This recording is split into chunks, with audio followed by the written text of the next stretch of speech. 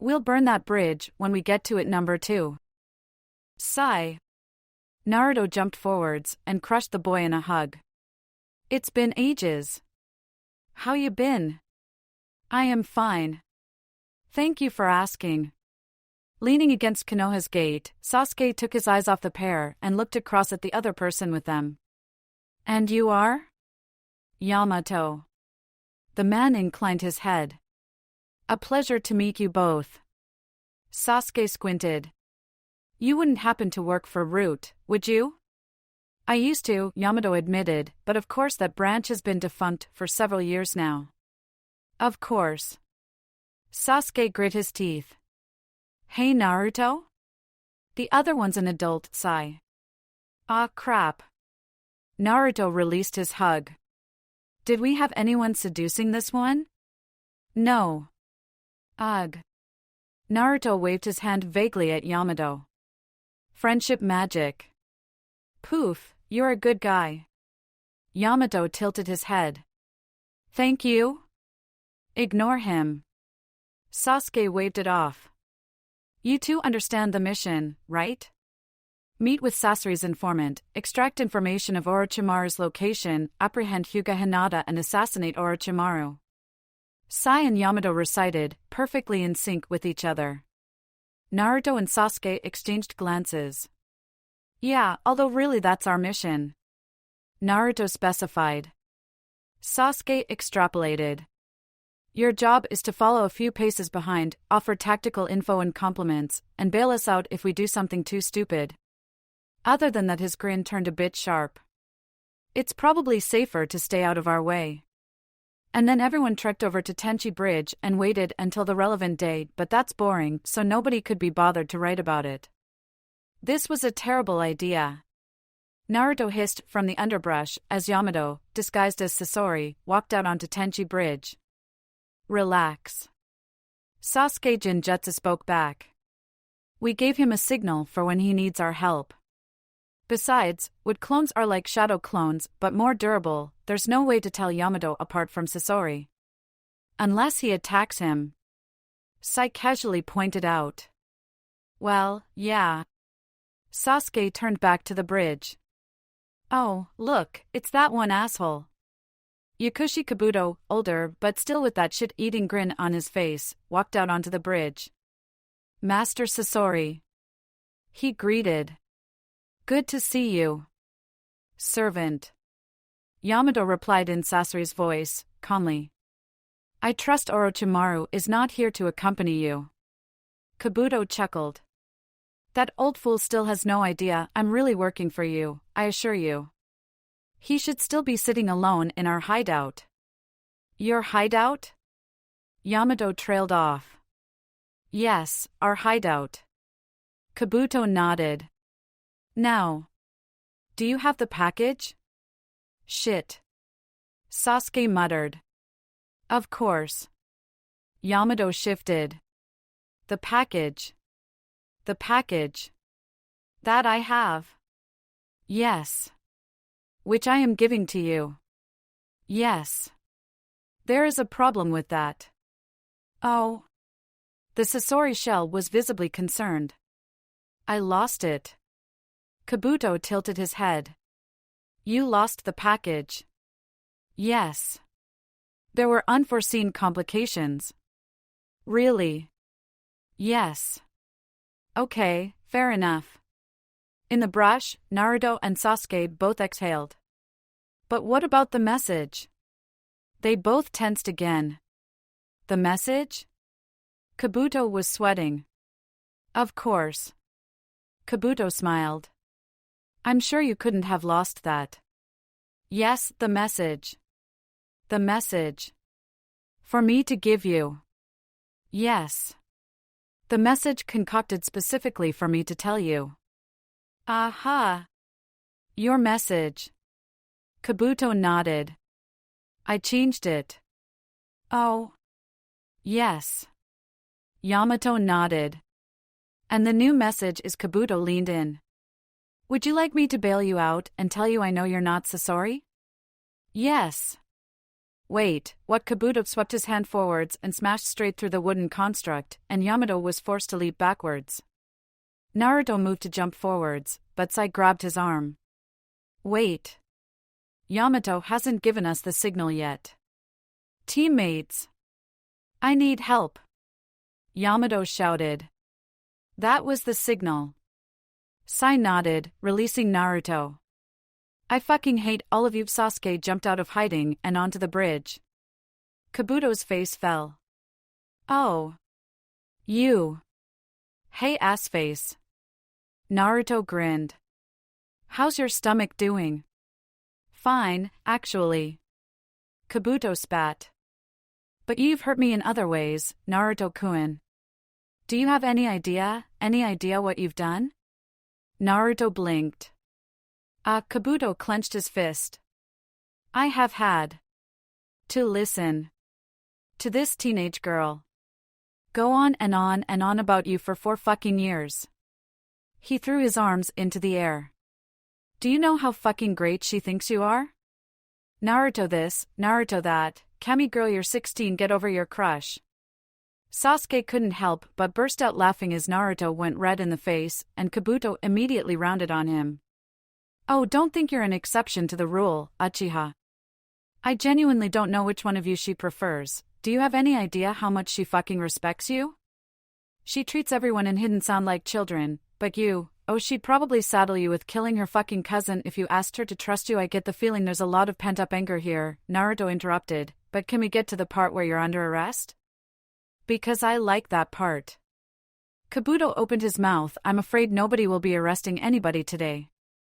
All 5 froze. Moving at a perfectly leisurely pace, as though the world would wait for him, Orochimaru strolled across the bridge. Well, if it isn't the rejects, he remarked, stopping just ahead of Kabuto. We knew Sasori was dead the moment the seal in Kabuto's head stopped working, but I never would have thought it would be you that did him in. The snake Sannin crossed his arms. That was with style, so you must be Yamato. One of my most successful experiments, except that I had to kill a bunch of children first, got kicked out of the village and lost all my stuff, and didn't even get with style out of the deal. No clue why I actually did that. To be honest, it was a terrible idea. His expression clouded for a moment, before he turned to Naruto and Sasuke, smiling. And of course, you too. Bijou mates, and the boy who didn't turn to the dark side when prompted. What a team! He clapped, slowly, as sarcastically as it was physically possible to clap. Naruto glared, eyes red. Where is she? Orochimaru leaned forwards. What was that?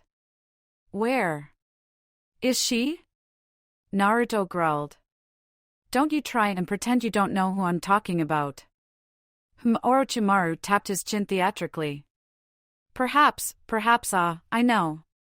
You wouldn't happen to be talking about little Miss Hinata? A circle of wood beneath Naruto's feet cracked. Naruto Sasuke warned. Give her back.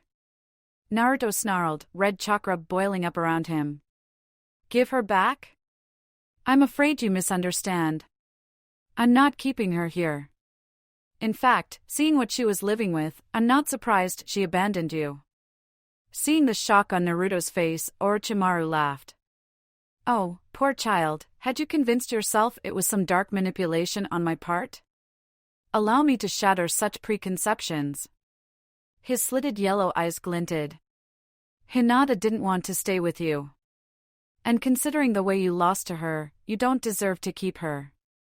Naruto's fingers tightened on the bridge. QB? Power. Do you honestly expect me to put out for some doomed attempt to show him the strength of your convictions, or some other such? No. I'm going to kill him. Well, why didn't you say so? 2 glowing red tails sprouted from Naruto's coccyx. Without any further warning, he blitzed forwards and hit Orochimaru so hard he went crashing away through the trees. Orochimaru was, annoyingly, fine. But that was okay, it just meant Naruto had to hit him more. He charged forwards on all 4s and tried to bury another fist in the snake's face, but Orochimaru swerved out of the way. Naruto lashed out with a kick, and that missed too, so he swept his tails around and batted the Sannin through another tree. Orochimaru landed, vomited up a snake, and hurled it straight for Naruto. It disintegrated entirely on the chakra cloak, and Naruto reached out with a clawed hand for his opponent. Orochimaru jumped back out of the way, but wasn't prepared for a glowing red claw of chakra to extend out from Naruto's arm and latch onto him. Naruto grinned and ripped an arm off. Back on the bridge, Yamato started making hand seals. He's lost control. If I use the wood style, I should be able to he's fine. Sasuke reached into his bag of popcorn kernels and heated them up with fire style, popping them. He's pissed, sure, but he's still in control.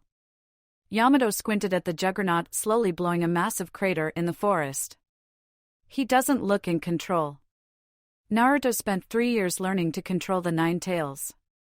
Sasuke stuffed the popcorn into his mouth. Idcn Comtroak to tree. Pardon? Sasuke swallowed. 1 tails he's fine. 2 tails he's mostly fine. 3 there was a boom, 3 tails, which he just activated, he's bitchy but he can still think. Sasuke held a handful out. Yamato gave him a look, but took the popcorn. Back in the battle, a second Orochimaru, presumably a snake clone, slithered out of his empty arm socket. EW. Naruto sprinted and punched it, but it disintegrated into more snakes, which tried to wrap him up. While he was busy dealing with those, by flexing until they set on fire, Orochimaru walked up and socked him in the face. Amusing, I'll admit. Orochimaru shook the hand he'd punched with, it was blistered and burned. But insufficient. I'm playing with you, child. I will kill you. Naruto got to his feet, teeth bared. Oh, but you won't. Orochimaru clapped gleefully. Not like that, anyway. If this is all you've got, you'll never be strong enough to get Hinata back. Naruto's claws dug into the ground. QB. 4 tails. Version 2. He could feel one of the QB's eyes open from within its cage. It had powered him up to this point while effectively dozing. Really? You know you can't concentrate enough in chakra to control that much, right? I don't want control. I want his head. Heh. Whatever. Don't say I didn't warn you. The power flooded in. Naruto screamed. Sasuke paused, watching a pulse of red energy tear through the forest. Okay, now he's lost control. Yamato started forwards. Then let's go. Sasuke grimaced. I mean, Yamato turned to him. Why do you hesitate?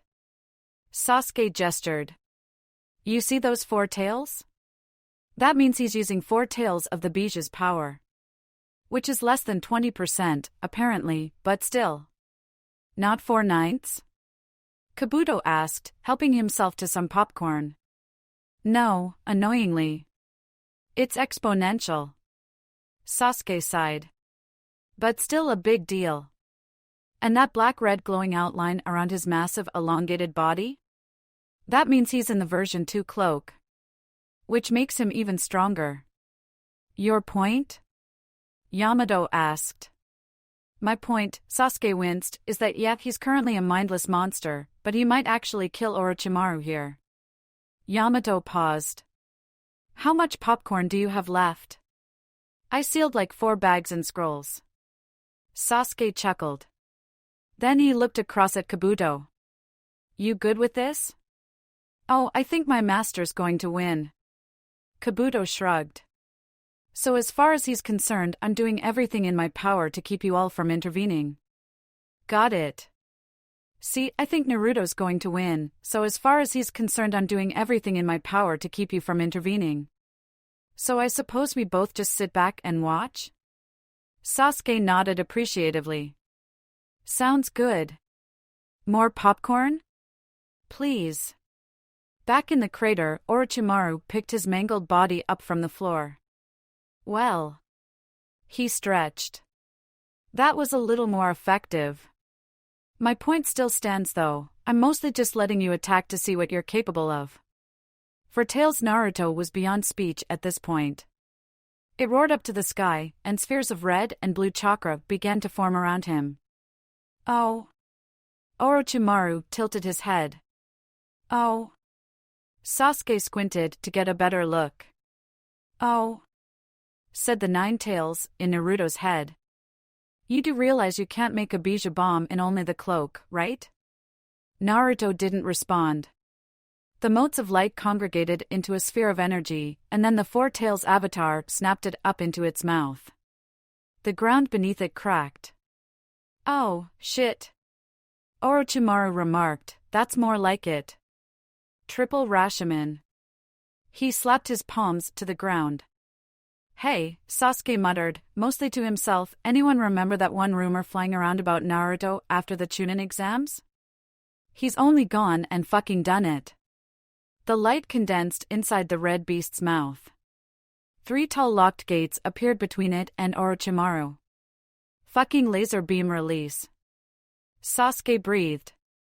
The beast opened its mouth and a massive blast of red-white energy beamed out of it, disintegrating the first gate, tearing apart the second, and smashing the third into shrapnel, blowing Orochimaru back, but leaving him unharmed by the chakra that was busy smashing holes in the landscape. Naruto wasn't done though. The Sannin's eyes widened and he was forced to jump away as the beast charged forward and fired another blast from its mouth, and then another, and then okay, that's enough. Orochimaru let some irritation onto his face. His neck stretched up stupidly high into the air, and then a physics-defyingly long sword jutted out of his mouth. It extended meter after meter, stabbing down at Naruto and pinning him to the ground, then dragging him across the floor. Naruto howled, but was unable to stop himself being thrown back over the canyon and pinned to the other side. Gish ishtu short of Kusanagi. Orochimaru gargled. It can see Shruff Enishin. Naruto grabbed the sword, yanked it up out of his chest, and buried it in the cliff beside him. Conditions apply. Fuck. Orochimaru sighed and retracted the sword. Naruto jumped up onto the bridge again, disrupting the card game that had been going on between its 3 occupants. He growled, threateningly. All right, easy. Sasuke held his palms up, calmingly.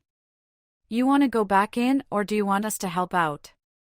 Avatar boiling, Naruto's white eyes narrowed. The glow began to charge in his mouth. Ah shit. Muttered Kabuto. Yamato held his hand out and began chanting Hokage style, Elder Sealing no time. Get behind me.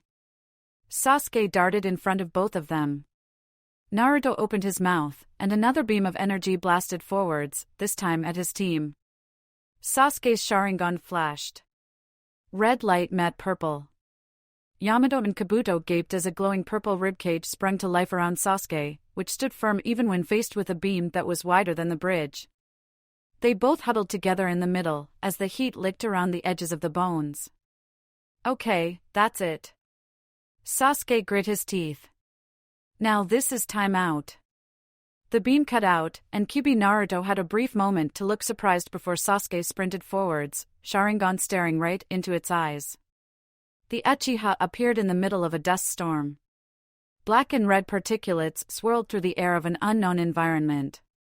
Gritting his teeth, but deciding it might be smart not to close his eyes, he fought his way forwards. The clouds became thicker, and the wind grew more intense, until eventually he was unable to progress further. There was a form, hunched over and in pain, at the edge of his vision. Naruto? He called out, over the wind. 2 red eyes appeared in the air in front of him. Uchiha. It snarled. You dare to trespass upon my Jinchuriki's real cool, don't care. He stared right into the eyes. You've had your fun, now it's bedtime. Go to your room. He channeled his chakra through his Sharingan, in the specific way he'd been taught.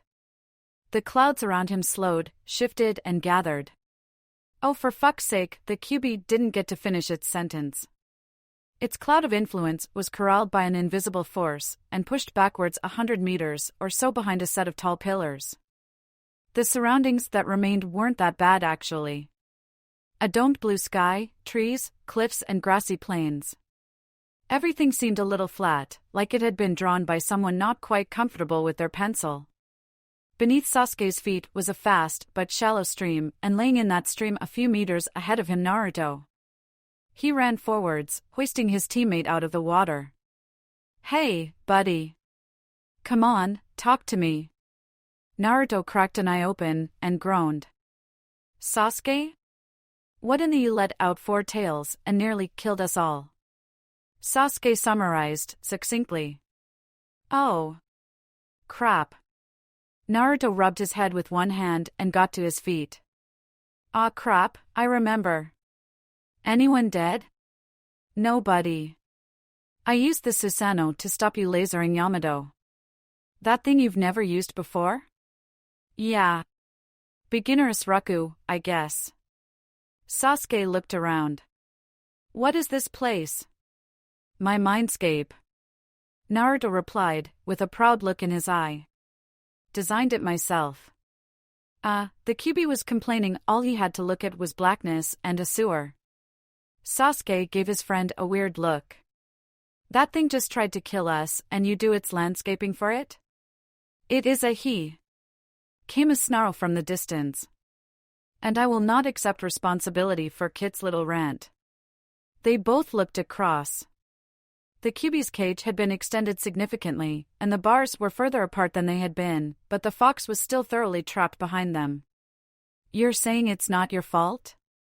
Naruto rounded on him. "It was your power." Kyuubi's head pressed against the bars. "I don't want control. I want his head." He recited. "Those were your words, Kit? Or do you mean to say I can't trust your word?" "But you can't just," Naruto protested, "but you told me you could handle it." The fox cut across him. "And that you would accept the consequences if you couldn't." "I don't care if you kill your friends, Kit. Especially little Madara over here." Sasuke frowned, recognizing the name. "But don't expect me to give you power, and then come whining to me like it's my fault when you can't keep your act together." The fox leaned back and rolled over, turning its back to them. "Either grow a pair, or use your own power." Naruto took a step back, then looked down, shifting in place. Sasuke sighed.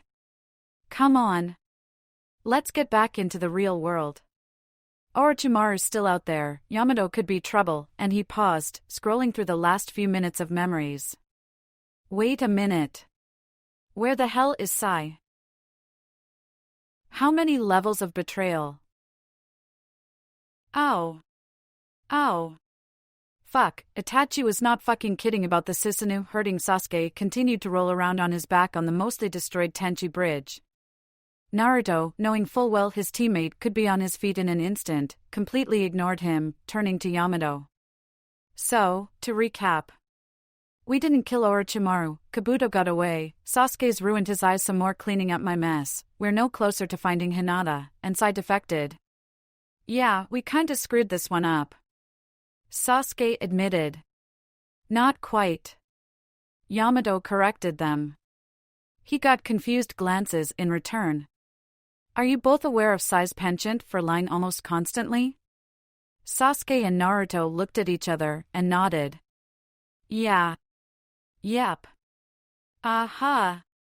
He once lied about his favorite color." "Who does that?" "Quite," Yamato surmised. "But in this case, it works in our favor." "You mean he hasn't betrayed us horribly?" Naruto asked, hopefully. "No." Yamato smiled. "You both know of his association with Danzo, and of Danzo's association with Orochimaru. A treacherous one, but not one we can call him out on openly." "That about sums it up." Sasuke nodded. "Well, before the mission, Sai and I came up with a plan," Yamato explained.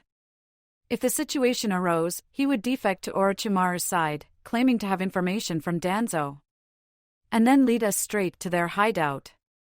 The Umbu captain held out a handful of seeds. He swallowed one of these before leaving. "I can track him to the ends of Fire Country if I have to." That maniac, Sasuke chuckled. When he gets back, Haku is gonna actually let's not go there. But you know where he is? Yamato nodded. He hasn't moved in the last 30 minutes. How long were we out? Naruto checked. As long as the author needed you to be. All right then. Let's go get our teammate. As long as the author needs it to be later, Sai wriggled in his restraints. Orochimaru, after bringing him to the base and hearing out his message from Danzo, it had been a real message. One of the secondary objectives had said something along the lines of nothing personal, but immediately had him tied up and sat in a room on his own. Fair enough, he supposed. You don't want your ally of dubious aliated running freely around the base. Especially not when there might be other attackers on their way. There was a distant boom and shouting, and Sai smiled. A paper snake slithered out from one sleeve and began biting its way through the ropes. A few minutes later saw Sai running stealthily through the hideout. Naruto and Co. were certainly causing one hell of a distraction. Nobody appeared to molest him as he traversed the long, dimly lit corridors. It took him a few tries to find what he was looking for, but eventually he came upon a door that was signed, "Don't announce yourself. If you are wanted, I will invite you in," and figured he was in the right place. Slowly, soundlessly, he opened the door. The bedroom was impeccably maintained. The floor was perfectly clean, as was the modest desk set against one wall, and the bookshelf stood next to it. The bed, admittedly, was a total mess. The thing was king-sized and had 2 separate duvets and 5 pillows strewn about it. There was one lump in the bed that could not be accounted for with blankets, however. And it moved. There was a shuffling, and then a head of navy blue hair appeared, followed by a bare back and 2 arms that stretched over the head. Sai saw half a smile on the turned-away face. "Hello again, future Hokage." The girl said. "Hello, Miss Hinata." Sai replied, politely. She froze. "You are not Naruto." "No." Sai, right? The one with the dark master?" Sai winced. "Yes, that's me." "Okay. Well, I'll just go ahead and die of embarrassment." Hinata, still not turning to look at him, put one hand to her head and massaged her temples. "This is why I should always lead with the Byakugan. Are you here to rescue me?" "I'm afraid not." "I'm sorry, Haku." Hating every moment, he directed a group of paper snakes to slither forwards and wrap her up. "Master Danzo has ordered your execution. Please die in such a way that your DNA is salvageable." "Oh, for Hinata sighed. All right, looks like we're doing this." Ahem. She stood up fully. Sai was able to view a lot more backside than he really should have for a brief moment, before Hinata inhaled deeply. Paused. Opened her mouth. There was a catastrophic boom in the distance, rubble raining from the ceiling to accompany the distant hollering of body once told me the world was gonna roll me, Hinata. Naruto and Sasuke shouted, both dropping a limp sound Nin and chasing towards the sound. Yamato put up a wood release wall between them and a few other guards, and ran off after them. It didn't take them long to find a massive crater, which was pretty obviously the right place. Stood in the center of the crater was Sai, scroll out and eyes narrowed. The rest of the team immediately grouped up with him and looked up to follow his gaze. "All right, there we go." Hinata smiled down at them. "We're all here, finally." "Hi guys." The 2 other members of Team 7 shared a glance, not entirely sure what to say. Naruto started. "Hey, Hinata." Yuvi's gaze dipped below her face for a split second, grown. She had. 3 years and Hinata had improved significantly in terms of height and in other places. Naruto briefly made a note that she was the perfect size between Sakura and Tsunade before mentally kicking himself and telling himself to focus. Hinata's hair had grown out a little, now reaching just below her shoulders, and she had apparently borrowed Sasuke's penchant for black clothing. She wore a pair of black slacks over her legs, and a vest thing that left her arms and back entirely bare. Oh right, yeah, wings. Signs of Orochimaru's influence were visible too. The curse mark was still there on one shoulder, and one of the rope belt things, in navy blue, of course, and not purple, was tied around her waist. She was observing both of them, too, and frowned slightly. Naruto, did you work fur from my old jacket into your clothes? I mean, yeah? Naruto shifted. Is that bad? I get it if you wanted. No, it's fine, it looks good, she placated. The fur gives it the whole Beastmaster vibe, I like it. There was another awkward silence. This is awkward, Sasuke remarked. I know. Hinata sighed. I had this one opening line I'd been planning for a while to break the ice, but then Sai tried to kill me. Sai took that moment to throw a brace of paper shuriken at her, which she dodged with minimal effort. Sai tried again, but this set were caught by Sasuke, who glared at him. Sai, what the fuck are you? Then his eyes widened as a thick vine sprouts from the ground beneath him and hurled him away. Yamato? Naruto span on their captain. Why Danzo has ordered her execution? Yamato replied, impassively, before conjuring more wooden structures. Oh, for the love of Sasuke freed himself and charged at Yamato, and Naruto was forced to dive between another set of kunai thrown by Sai. Moments later, there was an all-out brawl going on in the crater. Hinata held up a hand. Would you two like some help, or no, we're good? Naruto slammed a fist into a giant ink crab. Just NGH, give us a few minutes, okay? He turned to his opponent and glared. Sai, what in the actual fuck? What does this make you, a triple or a quadruple agent? I'm sorry. Sai replied, genuine anguish on his face. But Danzo, really? You're Dark Master, can you stop calling him that? It was the first time Sai had shouted in Naruto's presence. A herd of ink zebras stampeded towards Naruto, who summoned a squad of shadow clones to restrain them with chakra chains. I don't want to do this. It hurts. But I don't have a choice. There were genuine tears on Sai's face. Naruto glowered. There's always a no, you don't understand. I don't have a choice. Sai's voice was strained. Desperate. Like there was some deeper meaning to his words he didn't quite know how to convey. Like Naruto gasped. Sasuke. Genjutsu. Having heard the whole conversation, the Uchiha immediately caught on. He launched a great fireball that set all of Yamato's wooden structures alight, then ran across to switch places with Naruto.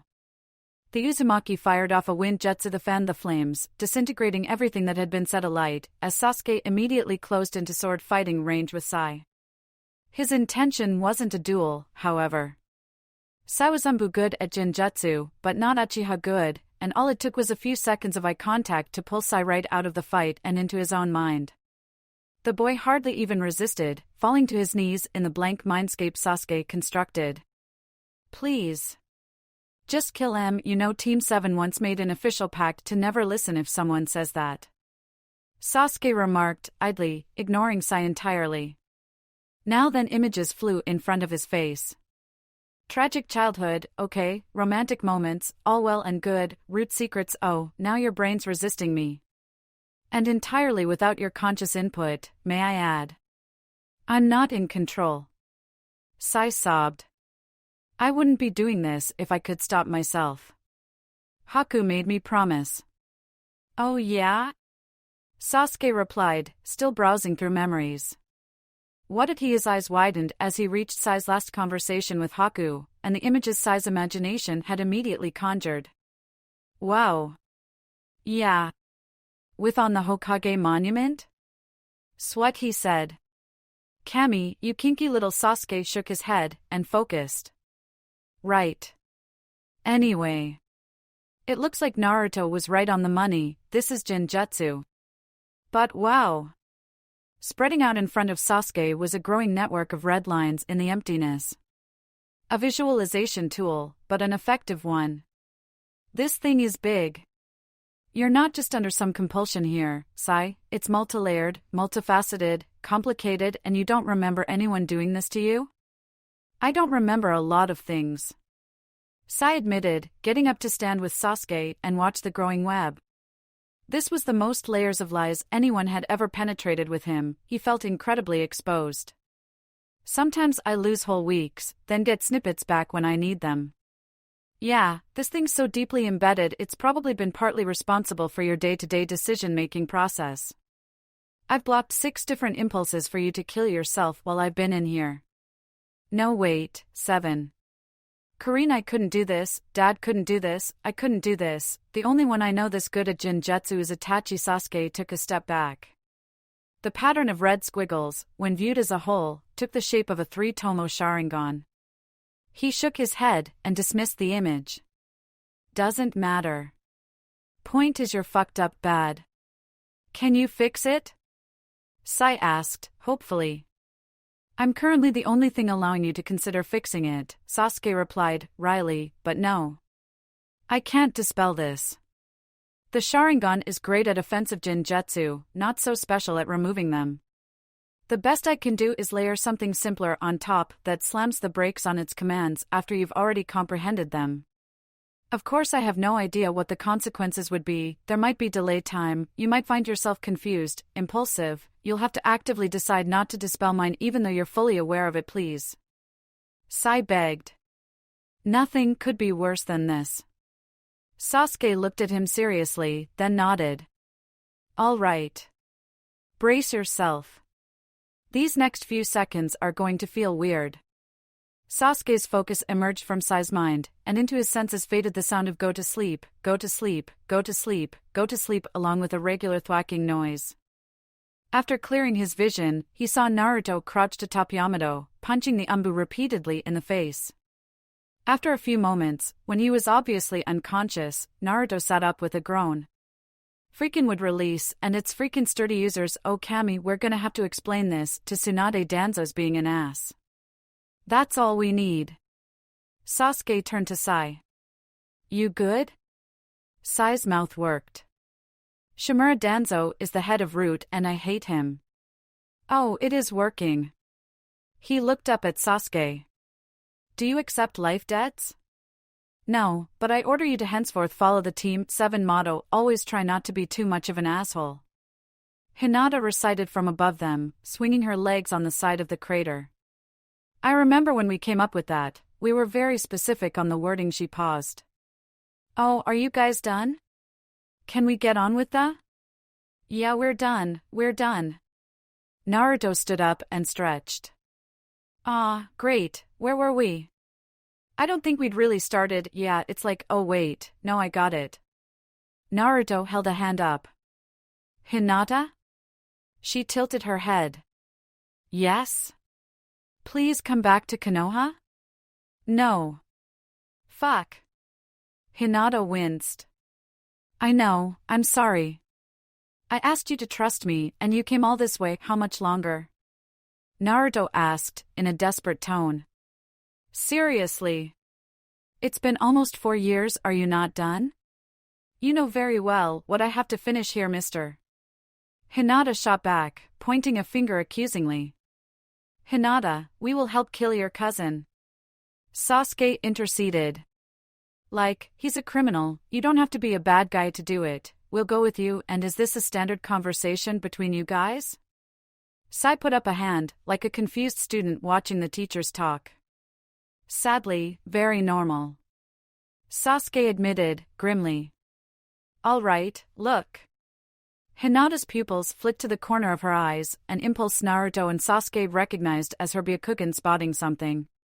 Oh perfect, Roki's coming back. Tell you what, there's one last thing I need to finish up with him, then I'll kill him, then I'll come back and we'll go get Neji together. Sound good? Naruto and Sasuke exchanged glances. Fine. But it better be a quick thing. Hinata stood up and made a little bow. A week or so, tops. Thank you. Now, what to do about screw it, attack me. Huh? He still thinks I think Konoha is hell. She explained. It needs to look like we're fighting when he shows up, so attack me. Sasuke smirked a little. Both of us? You know we've gotten a lot stronger, right? She gave them dead eyes. Oh right. Egos. Tell you what, Naruto doesn't use the Kyuubi, Sasuke doesn't use the Mangekyo, and I won't use Kirin. How do you know about what's Kirin, and if you win, I'll come home immediately? She incentivized. They both shut up and attacked. The two easily Umbu-level ninja crashed into Hinata's position in a moment, but she darted out of the way, appearing in front of Sai and delivering a sharp strike to his head that put him immediately unconscious. Then she turned around and caught a fist in one hand and a sword in the other, twisting both away. Naruto and Sasuke began a frenzied joint taijutsu assault. Hinata looked a little overwhelmed for a moment, before with a flash of blue light her skin tone deepened and her hair flared outwards. The first gate.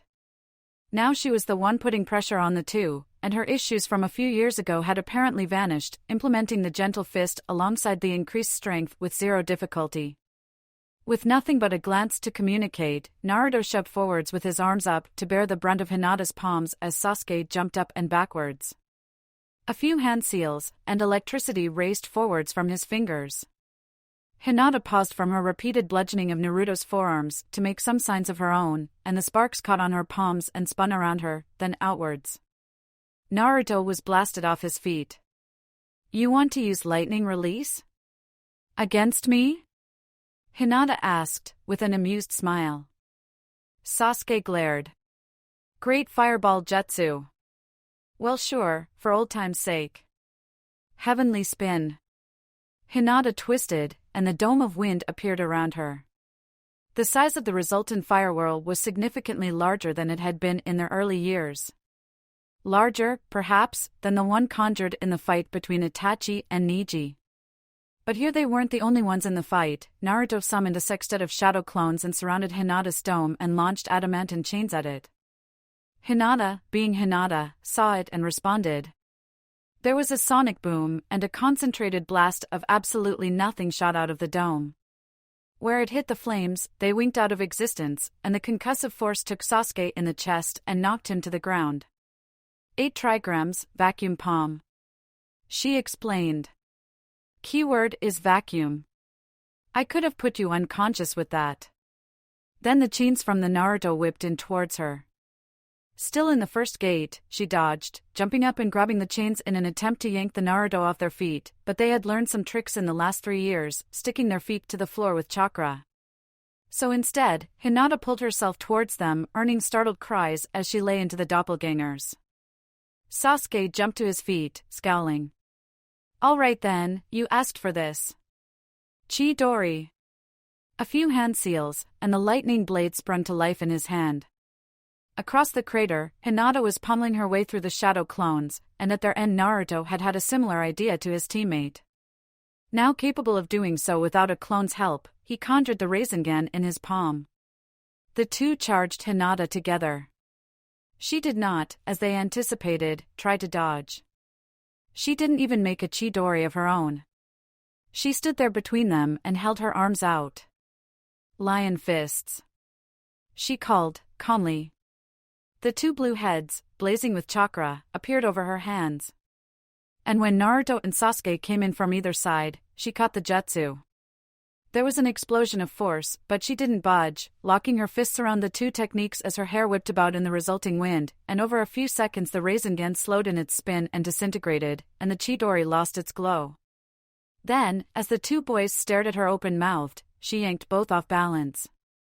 8 trigrams, 128 palms. She recited, and peppered both with strikes. When Orochimaru walked up to the lip of the crater, it was to see Hinata stood over 2 unconscious and 2 paralyzed bodies. Darling, you have got to stop blowing our cover, Orochimaru sighed. This is the second hideout we've had to move out of because of you. My bad. She apologized. Should I kill them? What? Shouted Naruto from his position on the floor, wriggling a little. No, we need them to kill the Akatsuki. Orochimaru sighed. Should we be saying that right in front of them? Hinata asked. Sure. Orochimaru shrugged. Hey, Leaf Ninja. Go kill the Akatsuki. Got it. Also, go fuck yourself. Sasuke replied. Well, this was a fun adventure. Hinata jumped up to stand with Orochimaru. I'll see you all later. Try not to die until we next meet, alright? Orochimaru touched her shoulder, and they both vanished into flame. There was silence in the crater for a while. Shit. Sasuke summarized. Shit. Naruto agreed. Aftermath's 6 petulance. Shimura Danzo sat at his desk, slowly and methodically working through paperwork. His was not the same as the Hokage's. For one, almost everything he wrote down would have to be burned before it ever left the room. He was in one of very few locations in Leaf he felt private enough to commit to ink his many plans. Which was why it was a little surprising when the door got kicked off its hinges. He looked up slowly to see Uzumaki Naruto walk in, with a body over his shoulder and an expression on his face indicating he was 100% done. May I help you? Danzo asked, calmly. Naruto heaved the unconscious form of Yamato onto Danzo's desk with a loud thud. Control your minions better, asshole. And keep your dirty claws out of Sai. He shot, before walking back out the door. The forms of a few similarly knocked-out root operatives, Danzo's guards, were lied in the corridor outside. Danzo pushed Yamato off the desk and went back to his paperwork. Kakashi sat in his hospital bed, looked up from his orange-covered book to see a furious-looking Naruto and Sasuke storm into his room. Those are the faces, he remarked, of 2 ninja who have been quite thoroughly humbled. She kicked our asses. Naruto snarled. Destroyed us. Sasuke growled. Fucking dismantled us. She? Kakashi raised an eyebrow. Hinata. Naruto bit out, pacing. I thought I'd gotten stronger. I was like, yeah, I'm pretty good now. And then she just finesses me and Sasuke at once. Well, as ninja, the best thing to do is evaluate the experience and see what you did wrong and what you can improve on. Kakashi offered, turning the page in his book. Gee, where did it go wrong? Sasuke threw his hands into the air. Maybe it was the part where she blocked the Rasengan and the Chidori at the same time. Okay. Kakashi shrugged. So how do you fix this mistake next time? Get a bigger Rasengan. Answered Naruto, at the same time as Sasuke replied, get a bigger Chidori. Kakashi sighed. I was hoping for something along the lines of learn to better yourselves, don't rest on your laurels, don't get too confident we're shadow clones. They both interrupted in unison. The real Naruto and Sasuke are off training. Sasuke said. That's not quite with Guy. Kakashi shut his mouth. Ah. It is always good to see you. Guy shouted, grinning from ear to ear as the pair approached him. If possible, you have grown even more youthful since last we met. How may I help you? We need training. Naruto explained. I am humbled by your request, but I'm certain that my great rival Kakashi could better Lee-style training. Sasuke extrapolated. There was a pause. You do know, we know it will hurt. We don't care. Anyone who knew Guy would tell you he didn't have a malicious bone in his body. But his grin in that moment was a very scary thing. Well, now that you mention it, yikes. Kakashi remarked. He closed his book and sat up in bed. So. New Jutsu. You are aware that the Rasengan is a rank, right? Yeah. So we want something S rank. Naruto replied, as though it was the most obvious thing in the world. Kakashi hummed. Some people would call it unsafe to teach children techniques of that magnitude. He got confused stares in return. Yeah, I don't get it either. So. He threw off the covers and stood up. Sasuke blinked.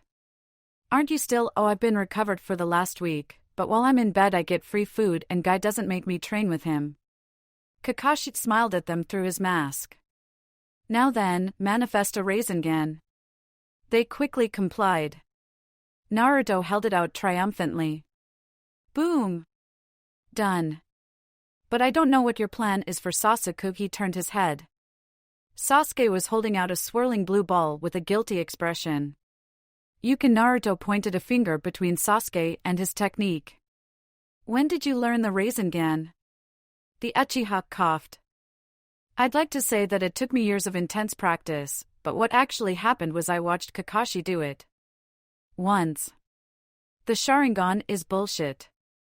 Naruto whispered, looking incredibly crestfallen. Tell me about it. Kakashi agreed, holding out his own Rasengan. Now then. This is the most powerful jutsu in my possession. The thing about it is that it's pure chakra and shape transformation, no yin, yang or elemental effects. As I imagine Jiraiya told you at some point, Naruto, the fourth Hokage, developed this jutsu based off the Bija bomb and tried to apply a nature transformation to it. Keyword is tried. He wasn't able to do it before he died in the Kyuubi attack. Didn't you? Sasuke began to interrupt. I tried to apply lightning release to it, but couldn't. I made the Chidori by accident in the attempt, which is why I don't think that would make a good starting point. If you want a stronger jutsu, you'll have to succeed where me and the fourth failed. So no pressure. Fire. Sasuke decided, after a pause. Lightning is Hinata's only element, and hers outclasses mine by a long shot.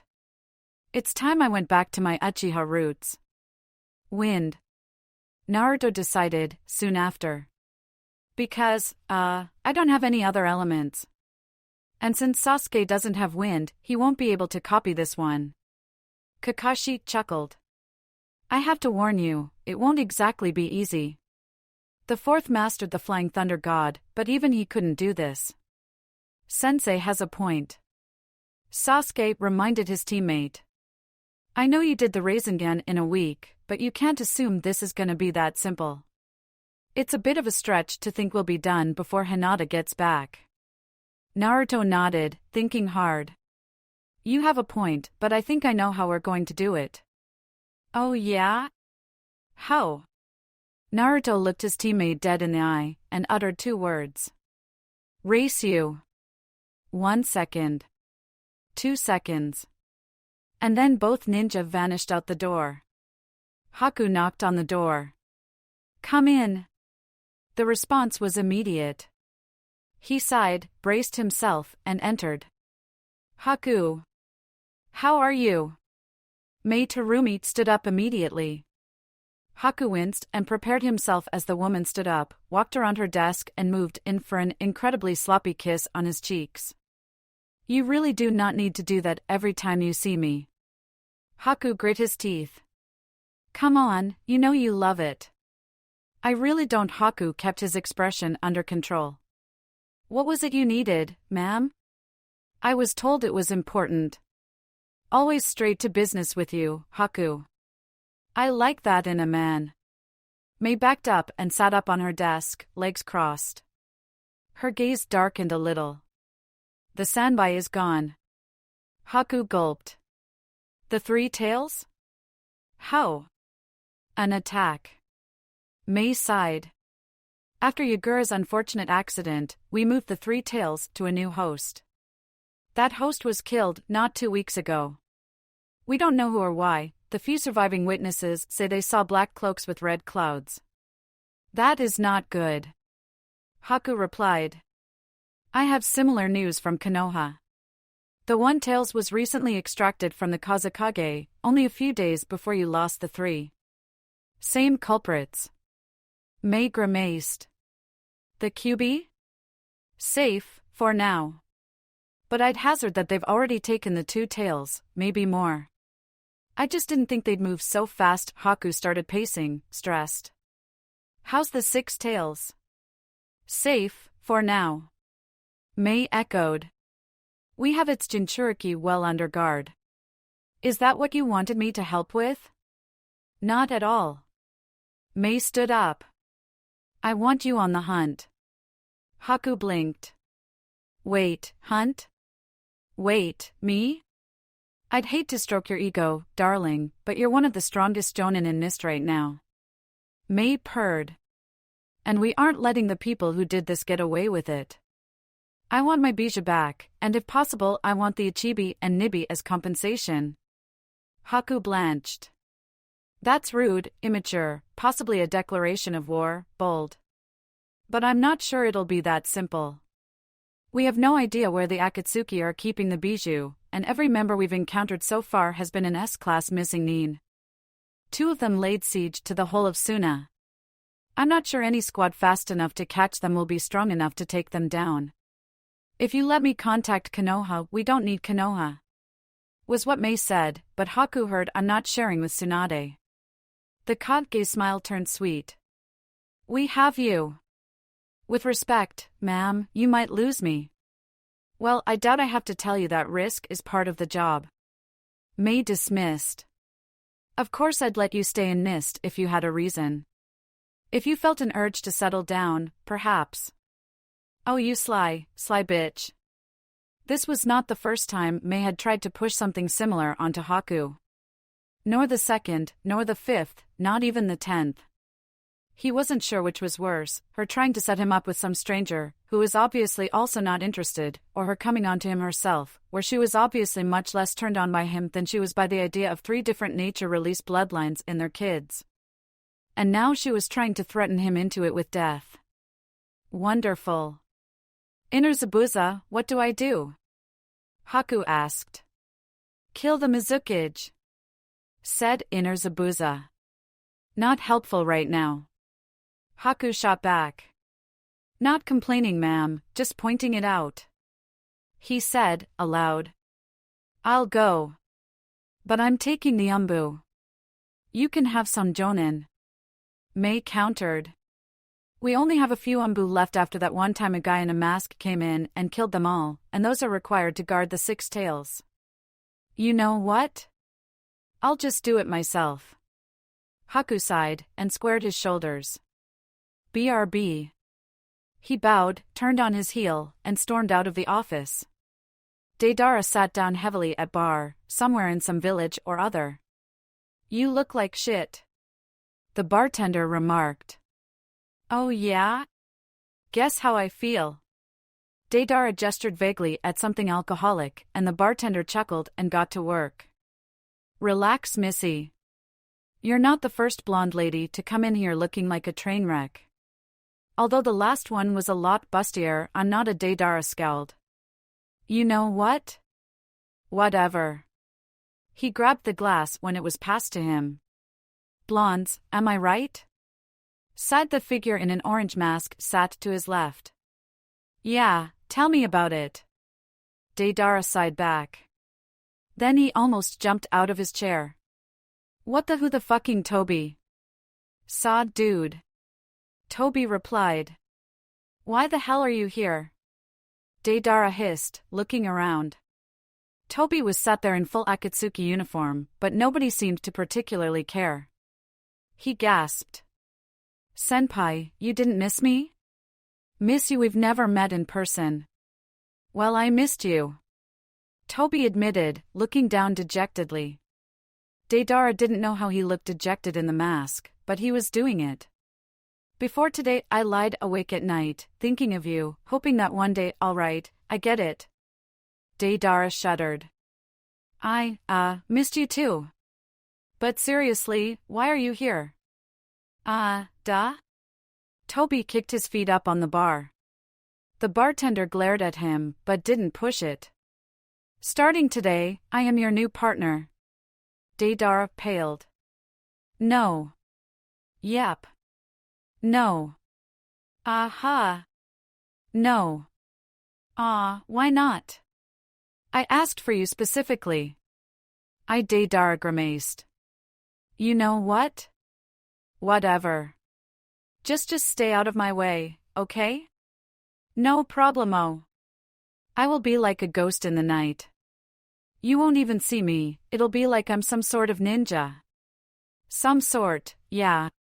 Deidara was figuratively shitting bricks. Nobody knew anything about Toby. Like, anything. One day, Pain had showed up with this masked lunatic trailing behind him, said that he was part of the Akatsuki now, and that had been that. And now he was focusing his madness on Deidara.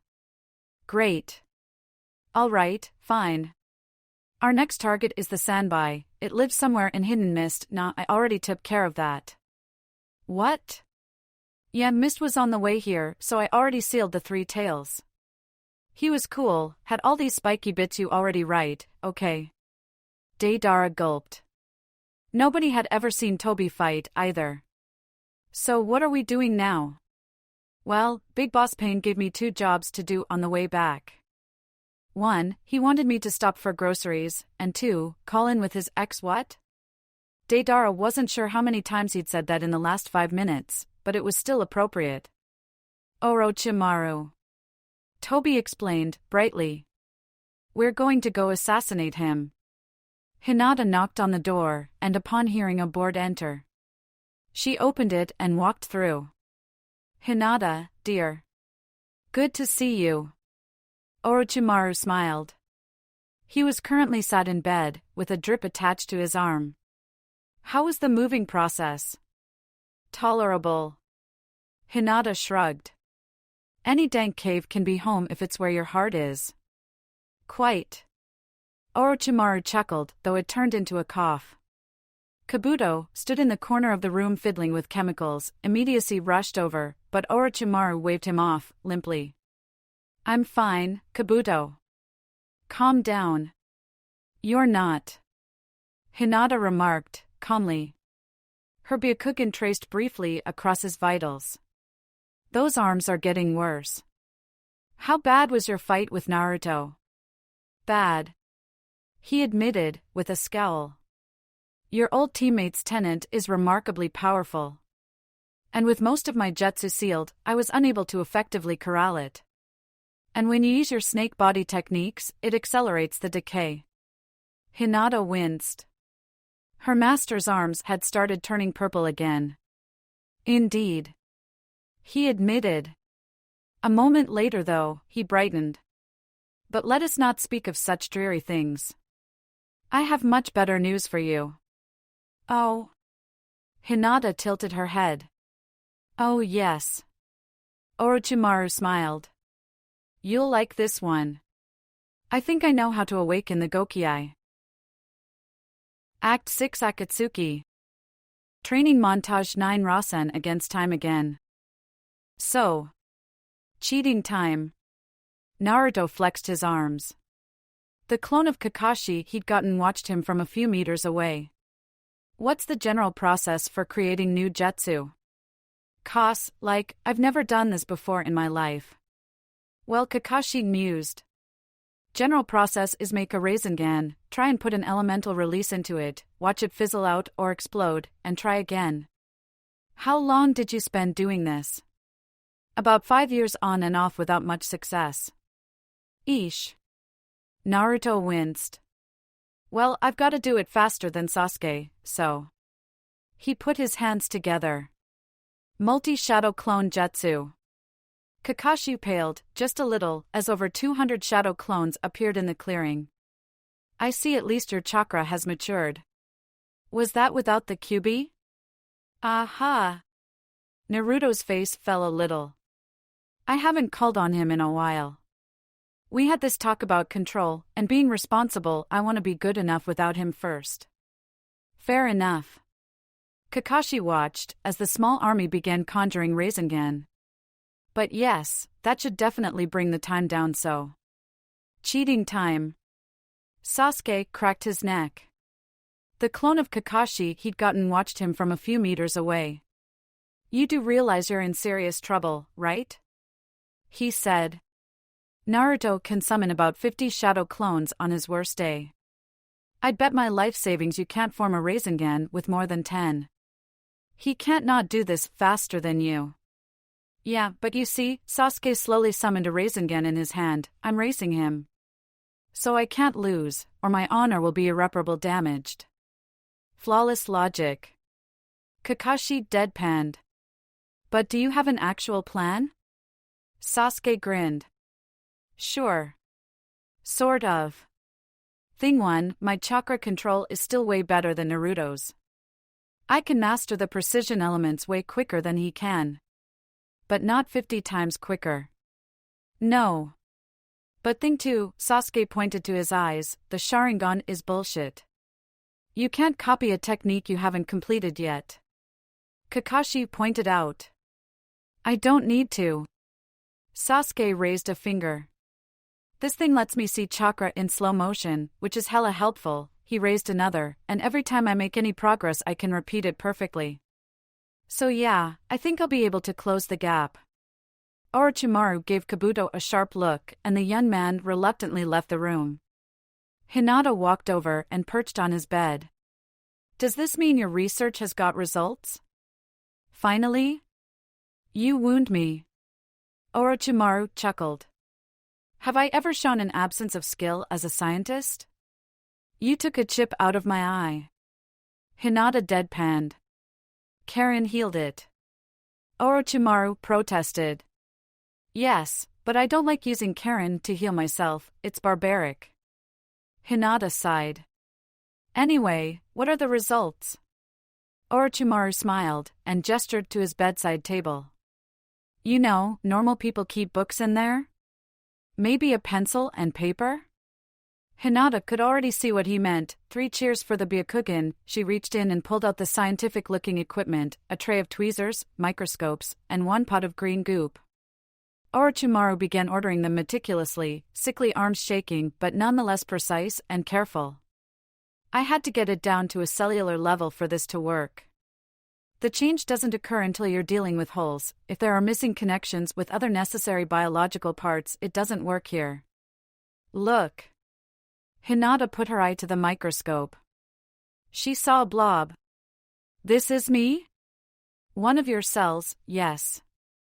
So far, it's remained connected to your chakra network. From the supply you gave me earlier, you drained me while I was sleeping. Semantics, dear. Now, look what happens when I disconnect that flow. He flicked a light off. Hinata squinted. It died. Quite. Even if there was ever life without chakra, well, we can't go on without it now. But if you look into microscope number 2, Hinata sighed and complied. It's another blob. Cell, darling, you're killing me. Now this time, when I disconnect it from your chakra, I'm going to substitute in mine. Hinata watched. There was a shift in color, though that may have just been the Byakugan showing her Orochimaru's different flavor, but otherwise, the cell didn't change. It's still alive. She noted. That's not revolutionary. Chakra can be transferred benignly, it's one of the most basic medical techniques. You know medical ninjutsu? Orochimaru asked. Some basics. If you can imagine, I used to hate the idea of violence. Hinata replied, drolly. You can pour in your own chakra to keep alive someone who's been exhausted or drained. It's true for anyone. It is. Orochimaru conceded. But keep looking. Hinata did. And frowned, as slowly it's going white. An opal shell seemed to slowly cover the cell.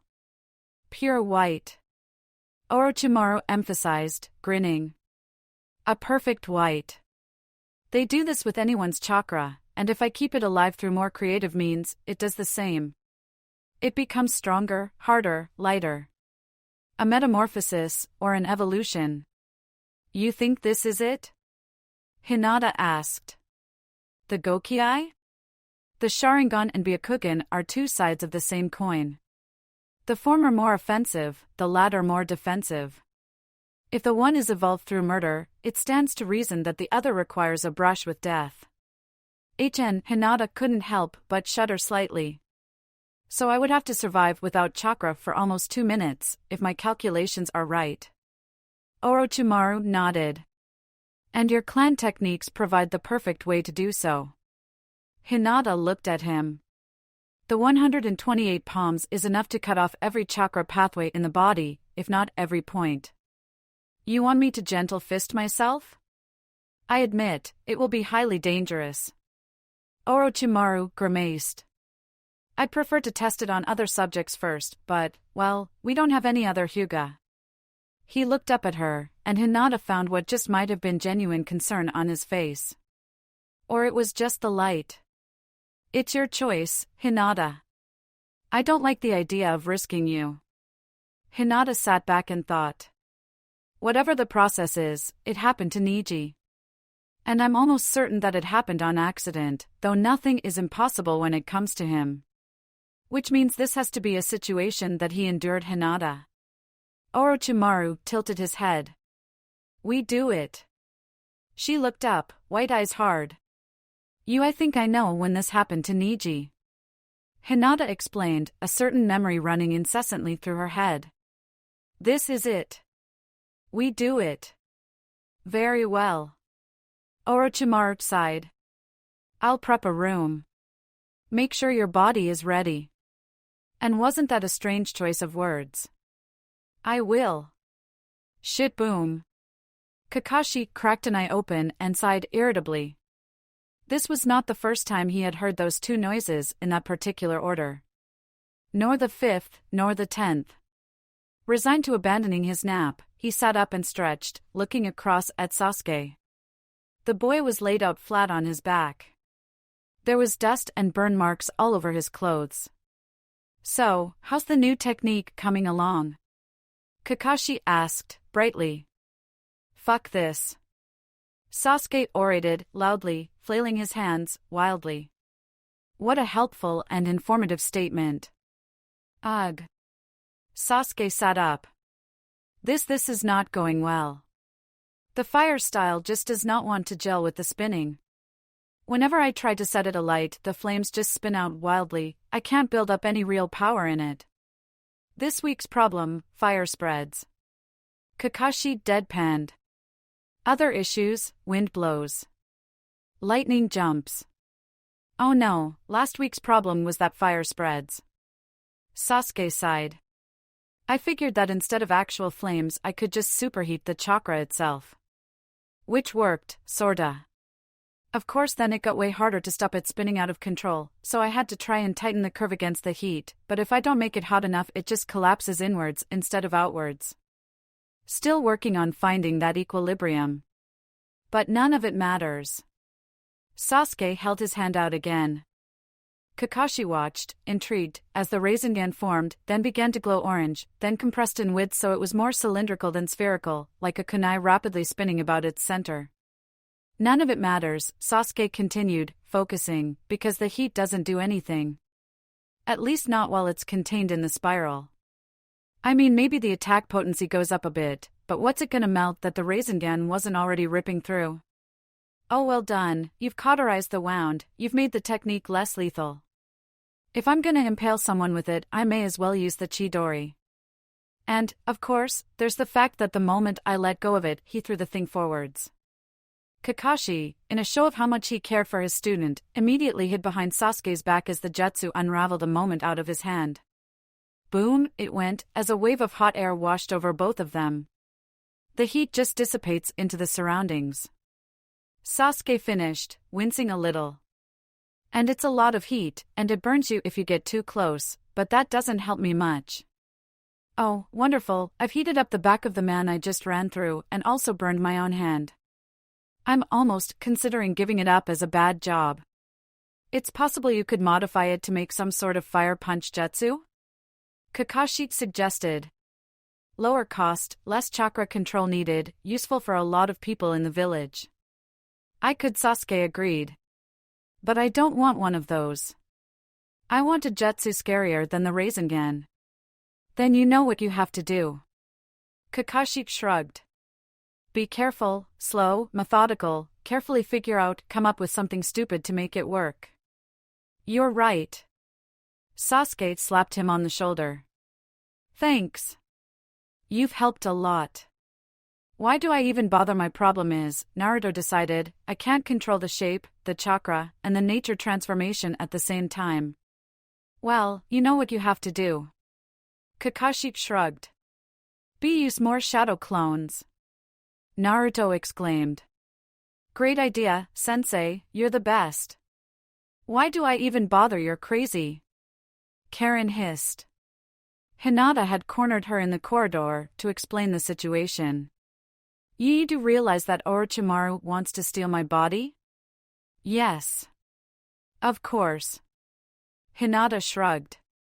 She didn't seem too concerned. You're going to paralyze yourself and sit there at his mercy while your body gets a new power-up and his old body is on the verge of death. Karen summarized. Hinata. The stars are aligning for him to take your body. He probably thinks it's Christmas. Only a madwoman would go into that room. And I'm going in anyway. Hinata shrugged. I'll take precautions. We could just run. I'll provide the chakra, just Karen paused. Hinata was giving her a look. You'd already thought of that. The redhead realized. You're planning something. If you could, Hinata responded, not confirming or denying it, I'd like it if you found yourself nearby at the time of the procedure. I may need some support, during or afterwards. I'll be there. Karen promised. Hinata, don't die, okay? I won't. The Hyuuga smiled. I can't kill Neji if I'm dead, can I? Not to mention you promised your boyfriend. Karen teased. Hinata, predictably, blushed heavily. Right. And that. Sasuke sat, musing, at a ramen stand in central Konoha. Outside, someone was handing out balloons to children. He watched, bemused, as they pumped more and more air into one of them, but then the pressure inside became too much, and it popped, startling all the children. Sasuke's eyes widened. Wow, I have an idea. The room was dark. Hinata knew this was not for any particular purpose. Orochimaru just really liked it when his rooms were dimly lit by weak, flickering candle flames or ominously glowing coals. She wasn't quite sure whether it was just an aesthetic choice or, more amusingly, something about his snake eyes didn't like bright lights. But either way, it was dark, and she stood alone with her master in a locked room with a single bed against one wall. It wasn't as weird as it looked. Shadow clone jutsu. She muttered, summoning a copy of herself. Are you certain about this? Orochimaru asked. He was uncharacteristically concerned, his usual unflappable nature seemingly having abandoned him. Which was odd, because it was very unlike him to be actually worried about her. I'm certain. She nodded, stretching her arms to prevent any long-lasting damage from the paralysis. Let's get it over with. Right. Orochimaru sighed. He straightened and refocused on her. Go. The shadow clone fell into stance. A successful 32 palms would prevent most opponents from using any jutsu, and paralyze them for a short time. A 64 palms would completely prevent all chakra usage, and paralyze the opponent for hours. It was the most common technique for adults to use in battle. But this was different. It would require the complete halt of all chakra flow through the body. All 361 points would need to be rendered useless. Some could be hit in clusters, some would be eliminated when their neighbors went down, but this would still require the highest level technique most Hyuuga masters learned. 8 trigrams, 128 palms. A technique that would completely shut down all body functions, blind you, and kill you inside of 2 minutes.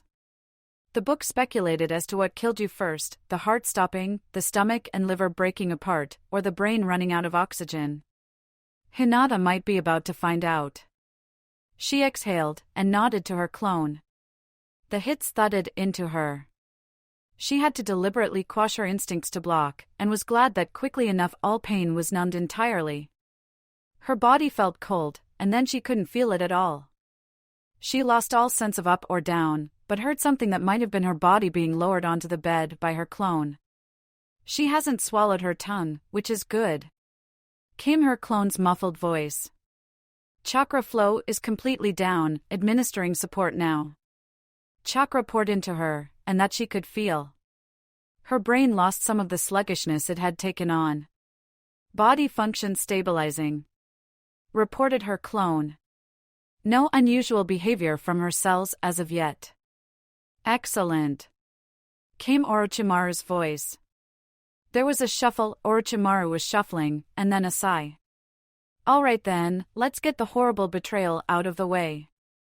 there was a whoosh, and then the chakra flow cut off, and then there was a sudden influx of chakra as her clone popped, and Hinata got the memories of Orochimaru darting out to bite the clone in the neck, and then there was a poof as the shadow clone she had disguised as a candle appeared and attacked, and then there was a brief scuffle, but the clone couldn't use the gates or the curse mark. And then there was another influx of chakra and another set of memories, and then there was silence. No more chakra flowed into her body, and her brain began to throb. I may have miscalculated slightly, she thought, dimly. There was another sigh, and she heard Orochimaru come to lean on her bed. So, he began. Let's talk. Karen crept through the corridors of the hideout. It was a very scary thing to do. She knew that she should probably be walking normally, that it would be less suspicious than creeping, but she couldn't help but creep, because she was betraying Orochimaru, and that was a terrifying thing to do, and the person she was doing it for was currently locked in a room with him going somewhere. She eeped and stood straight, looking forwards. Kabuto was leant against the wall, smiling that asshole smile of his. Kabuto, she acknowledged. The only thing down this corridor is Orochimaru's chambers.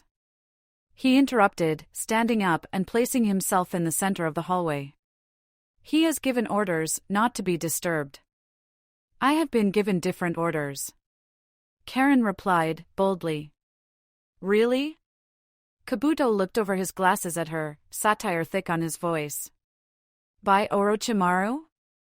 No. She glared. By Lady Hyuuga.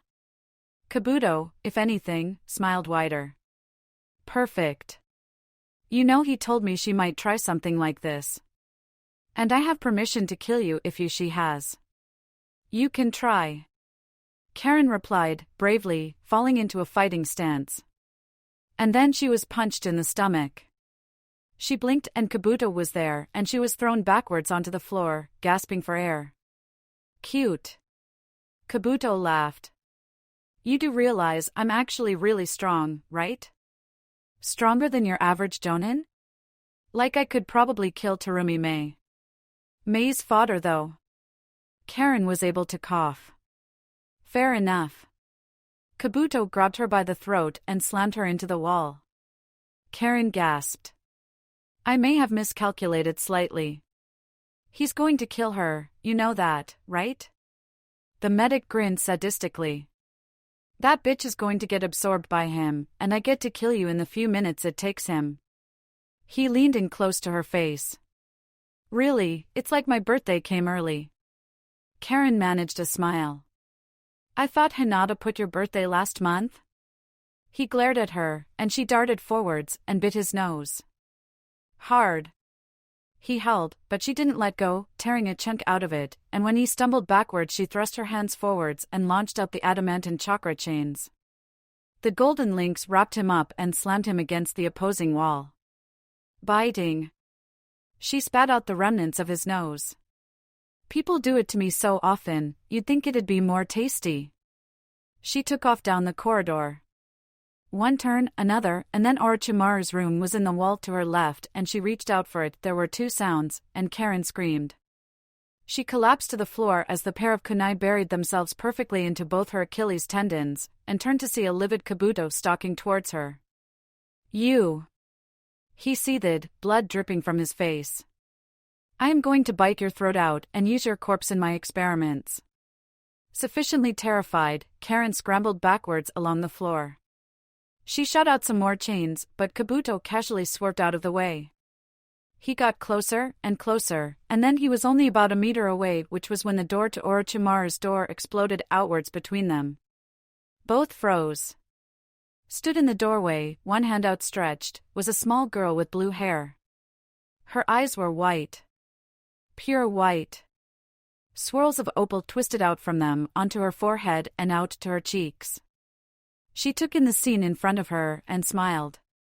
Master? Kabuto tried. Afraid not, replied Hinata Hyuuga. She walked out to stand between him and Karen. He gulped. What did you, isn't it obvious? She shrugged. I killed him. Kabuto looked, shocked, into the room. Through the doorway, all he could see was a few dead snakes on the floor. But Karen watched Kabuto's tone shift. The redhead. He tried. She was about to. You are trying to lie to me. Hinata stopped him, calmly. I can see it. Don't try. Kabuto wisely shut up. So you, Karen, tried to think of what to say. Hinata turned and smiled at her. That's right. I've unlocked the Gokiai. She looked back at Kabuto. You. Fix what you just did to my friend. I'm going to get Jugo out of his cage. Think it's about time I paid my cousin a visit. Who's Jashin?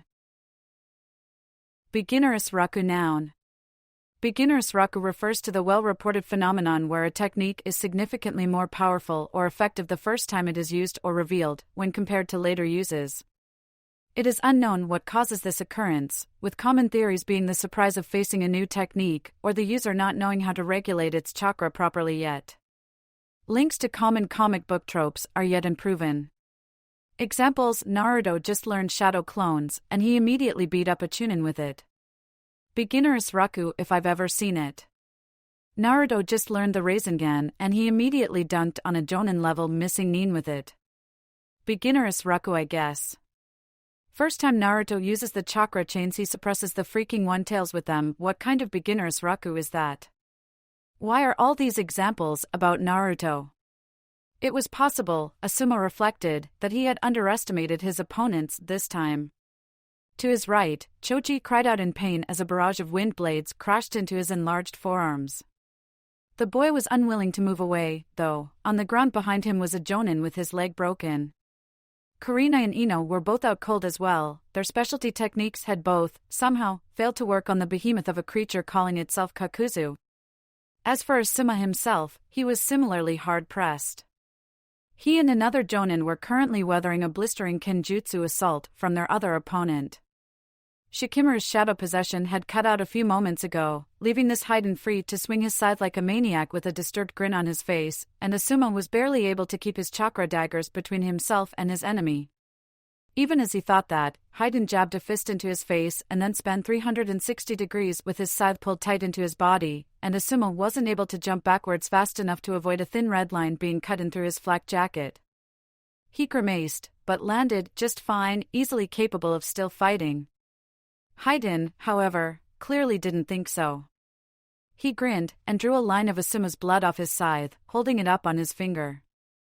Perfect. He breathed. Let's let Jashin judge you. Who? Asuma blinked. Haiden frowned. Jashin. God. I thought Kami was God. Who's Jashin?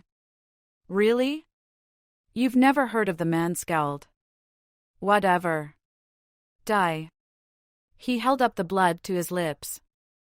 Shikimura let out a warning cry, but before Haiden could ingest the blood, it froze on his finger. Everyone blanched. Haiden tried to move his finger, couldn't, and then another bolt of ice shot towards him, encasing his entire fist in the stuff. A senbon darted in next, and the hand shattered. Haiden howled, clutching his stump, as a lithe figure dropped to the ground in amidst the combatants. Scatter! Shouted Yuki Haku, before conjuring up walls of ice between the Konoha ninja and the Akatsuki. They didn't have to be told twice. Hours later, some distance away, all sat in a cave, the strike force finally let themselves relax. That was very close. Haku sighed, looking across at them. How's it going, guys? Choji, Shik, Asuma, hi. Ino, he grinned at her. We need to talk about something later. I have an offer to make you. The blonde squealed a little. It's good to see you, Haku. Asuma admitted to the boy. He had gotten to know the Mist Nin quite well over the last few years. What are you doing here, though? Last I checked, you were on your way to Hidden Mist. I was. Haku replied. It was the fastest turnaround I've ever had to make, didn't even grab lunch. His eyes darkened. Mei wants me to hunt down the Akatsuki, try and get the Sanbai back.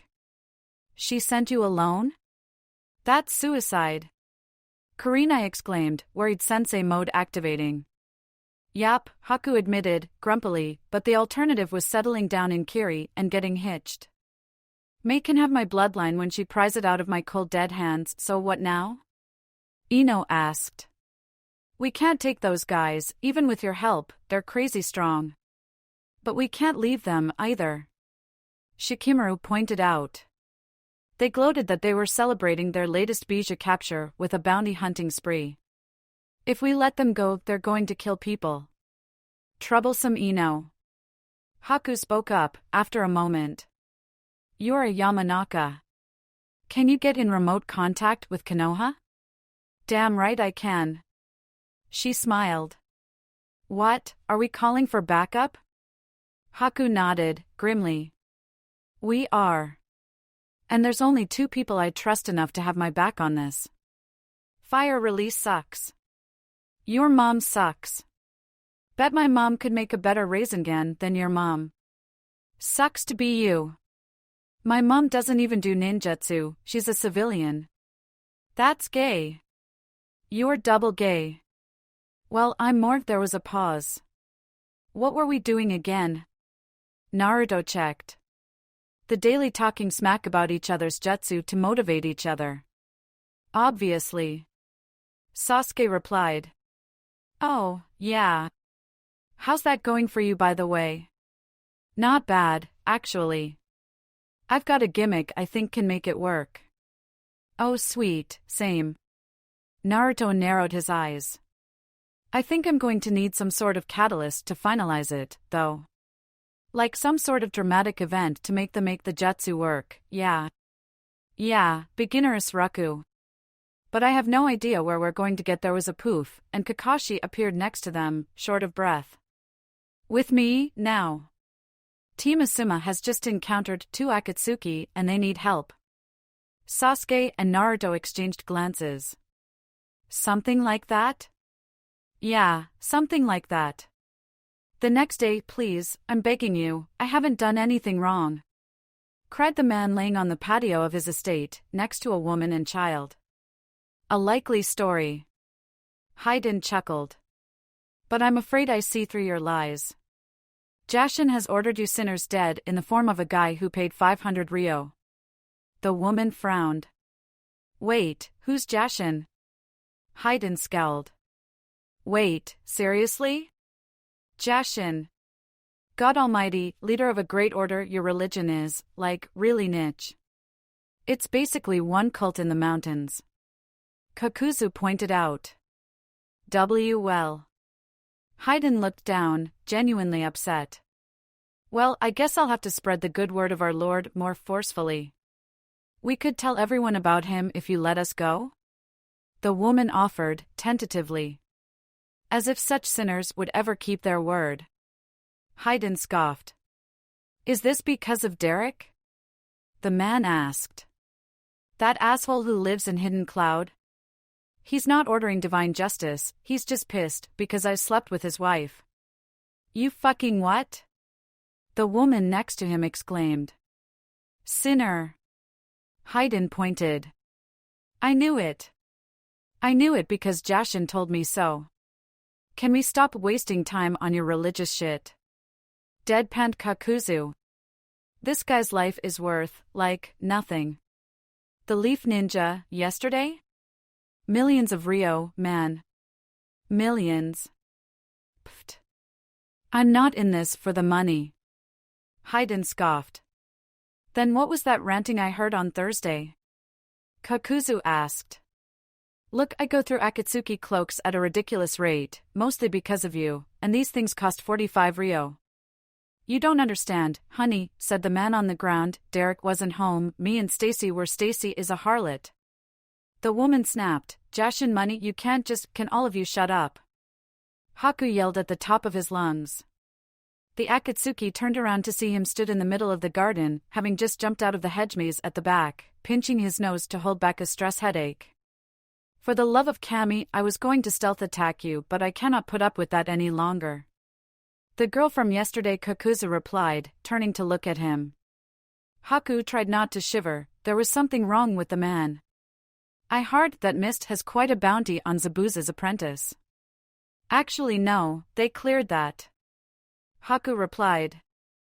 Oh. Well then you're no use to me. Kakuzu shrugged and turned back to the civilian family. Haku sighed and whistled. Asuma and Kurenai jumped out from behind him. Now that's more like it. Gleefully, Kakuzu, and after some poking, Haiden, turned fully to face the new threat. So, the plan? Asuma asked. Delay until reinforcements arrive? Haku offered. I'll take it. In front of them, Kakuzu made hand seals and blasted forwards a torrent of water. Smiling, Haku brought his own hands up, and the jets turned into a wall of ice in front of the three jonin. Kakuzu snarled and made more seals, before blasting a massive inferno of flames towards the wall. This wasn't like the blasts Haku had tanked from Sasuke on the bridge of the water dragon. This was a Kage-level fire style that looked set to melt the wall entirely.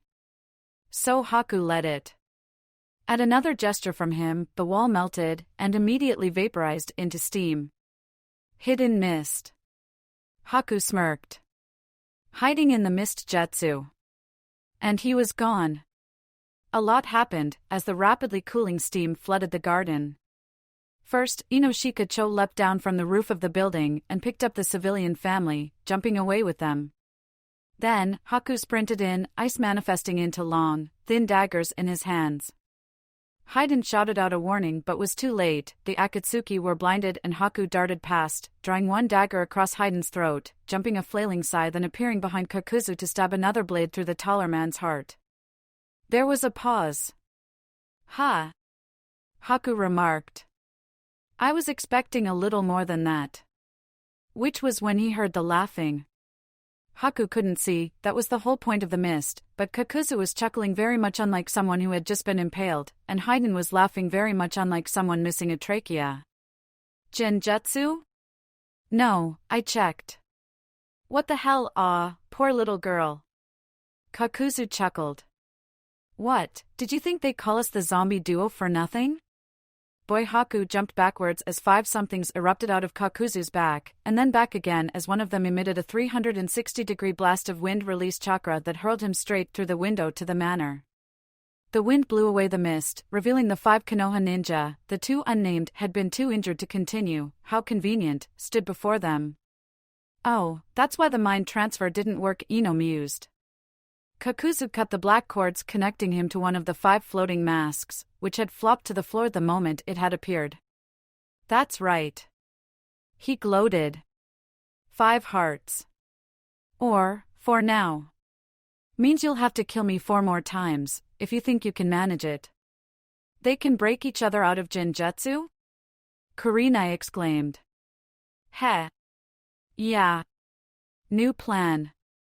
Shikamaru told them, and they all immediately listened. Leave Kakuzu to Haku and gang up on the Taijutsu guy. That's the plan? Choji looked at him, exasperated. I don't have much to work with here. Shikamaru admitted, maybe a little sheepishly. There was a crash, and Haku jumped back out of a window. 3 of him. The identical copies of the Mist Ninja jumped out and all surrounded Kakuzu, as one putting their hands together to form a wide prison of ice mirrors. The giant was then bombarded with a hailstorm of ice Senbon. The Leaf Ninja used the opportunity to close in on Haiden, but it didn't last. The earth around Kakuzu buckled, jagged spikes of stone piercing up to disrupt the mirror formations and allowing him to casually stroll out. The 3 Haku jumped to follow him, conjuring various weapons out of ice to attack with, and Kakuzu responded with various elemental blasts. One arc of wind caught a Haku in the chest, but he shattered into dozens of pieces. Ice clones? Kakuzu asked, incredulously. Mirror clones, actually. Don't get memories from them, but they all share chakra with each other. Take that, Naruto. Haku had the sense not to describe how his powers worked out loud, instead launching a freezing breath to try and keep Kakuzu's hearts in place. This time the wind element intervened, blowing away the freezing air before it could reach anything.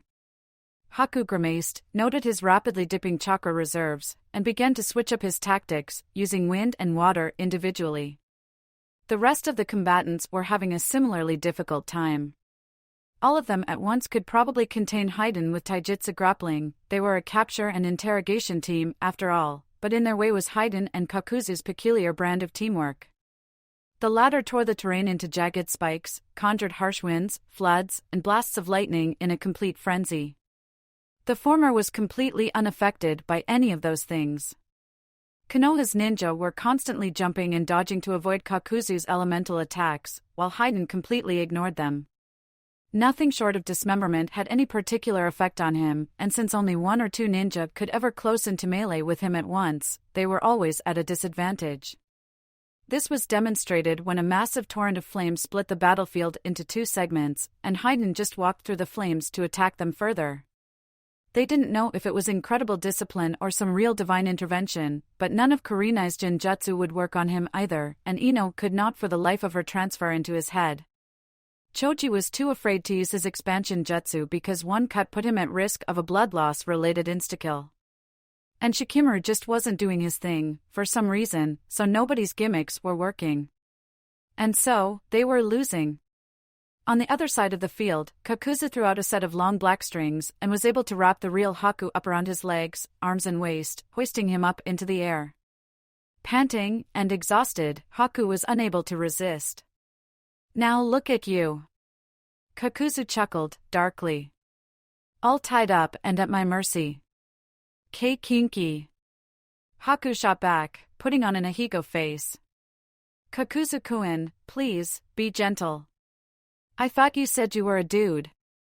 The man tilted his head. "I am, that a problem?" Haku wriggled and made a noise. "If you could just, keep this up for a little longer, I'm almost there. Okay, this is gross. Now I'm going to steal your heart."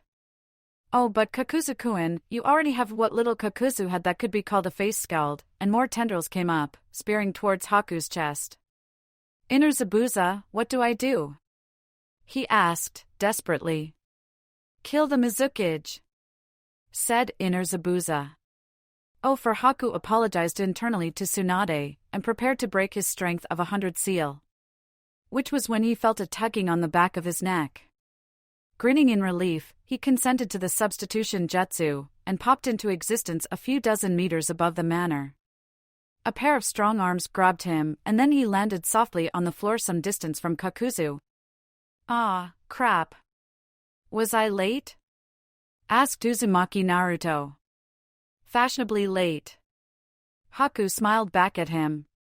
"If you keep doing things like this, I'm going to fall for you again. I'm not joining in whatever you, Sai and Ino are up to, if that's what you're asking." Naruto replied, also in good spirits, as he put Haku back on his feet. Across the garden, Haiden was set on fire again as Sasuke and Kakashi also flipped down into the battlefield, landing beside Asuma and Kurenai. "You always gotta be so dramatic?" Sasuke called across. "Can it, edgelord?" Naruto shot back. Kakuzu looked out at them all without a trace of fear. "Well damn. Look at all that money. Ooh, Sharingan Kakashi. You're worth buckets of Rio. Who's putting out all these bounties?" Naruto exclaimed. "Lightning, probably," Haku admitted.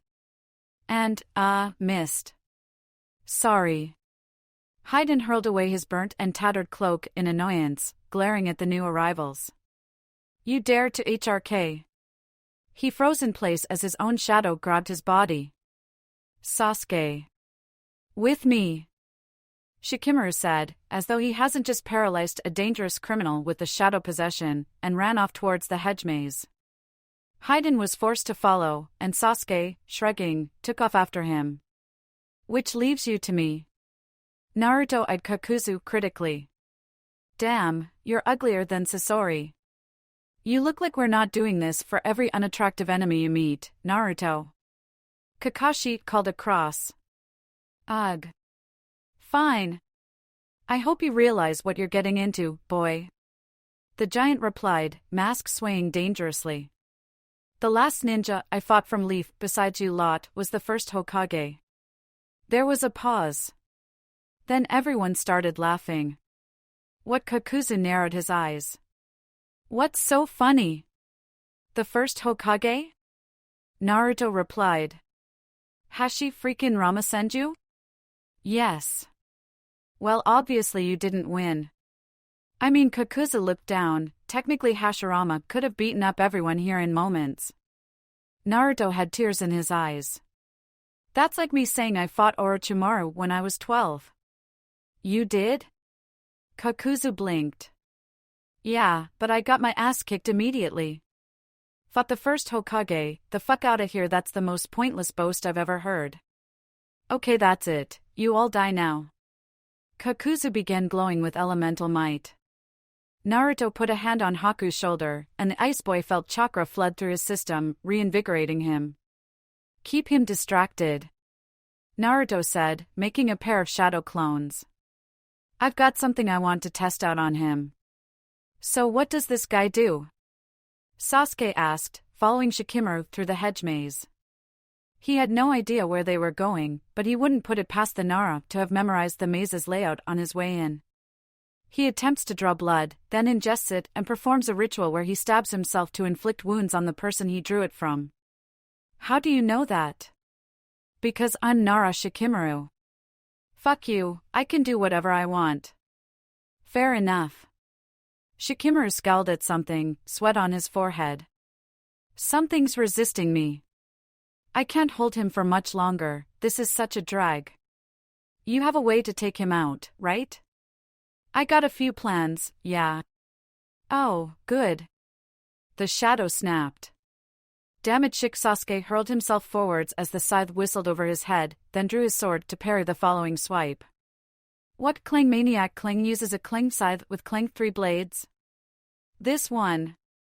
Hayden had a crazed smile as he hurled Sasuke up and backwards with the sheer force of one of his blows.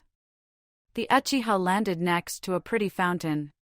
Oh hey, the center of the maze. He looked up and met Hayden's eyes. Hayden tilted his head. Are you trying to genjutsu me? Please. Do you just resist everything? Sasuke glared. What are you, a senju? No such genetic trivia. The man huffed. My powers are granted by my god. My mind and body are infallible. Oh, we'll see about that. Sasuke palmed his left bracer. A little birdie told me you don't do great with dismemberment. I'm thinking of going a step further than that, should probably do the trick. Hayden's eyes narrowed. What little birdie? Sasuke didn't respond, instead gathering fire release chakra in his left hand.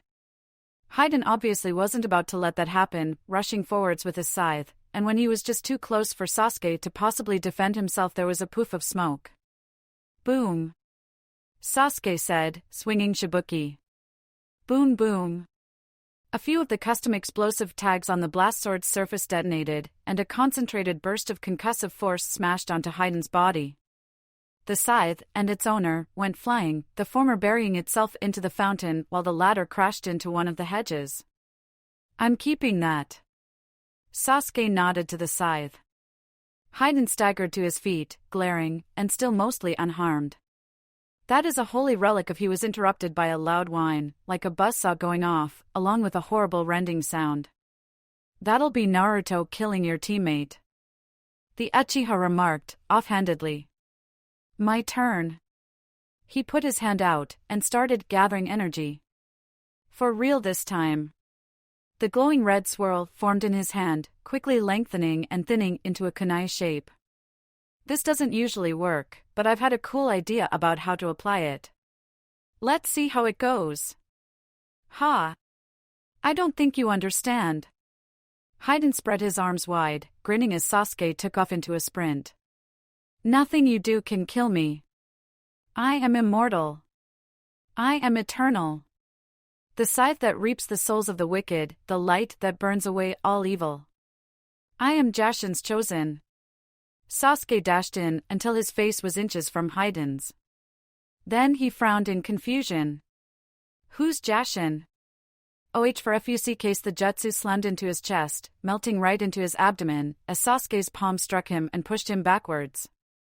The religious maniac crashed backwards, through one of the hedges, gripping his stomach. He seemed unhurt, initially. Then, after a moment, his eyes widened, and he began to scream. Sasuke dove behind the fountain as Haiden literally exploded. Blood, shards of bone, and other matter peppered the surrounding 50 meters and rained down from the air for a good few seconds afterwards. Then there was silence. Shikamaru sat on the sidelines, flicked some goop off his face. What was that? Sasuke peeked up over the rim of the fountain. Raisin Kune. Huh? What happens if a firework goes off on your open palm?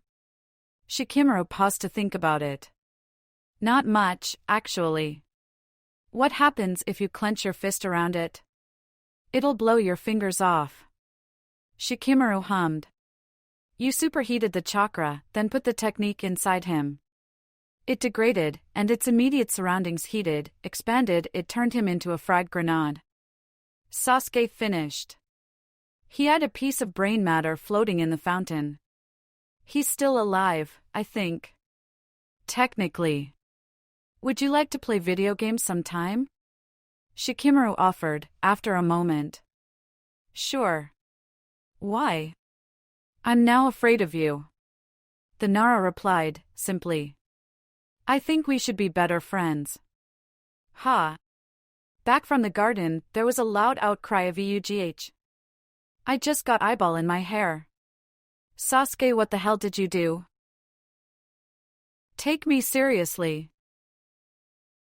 You've got a lot of nerve. Athena remarked, glaring. Good to see you too, sister. Icarus replied, dryly, picking at his beak with one wing. How's Kudos doing? Oh, he's great, gotten a lot bigger. Why are you here? Athena shifted her posture, making it clear that a fight was very much possible. Peace, he bowed his head in submission, I'm not here to fight. Athena glared at him. That's usually what peace means, yes. Are you here with an apology, then? Or an explanation? It's been a full decade and now you come to talk? Neji is going to confront Hinata. I see. She looked at him, closely. Will you object to me telling her? You will not need to. Icarus replied. He is about to invite her himself. Invite. Athena huffed. To her death? Icarus didn't respond. And what follows?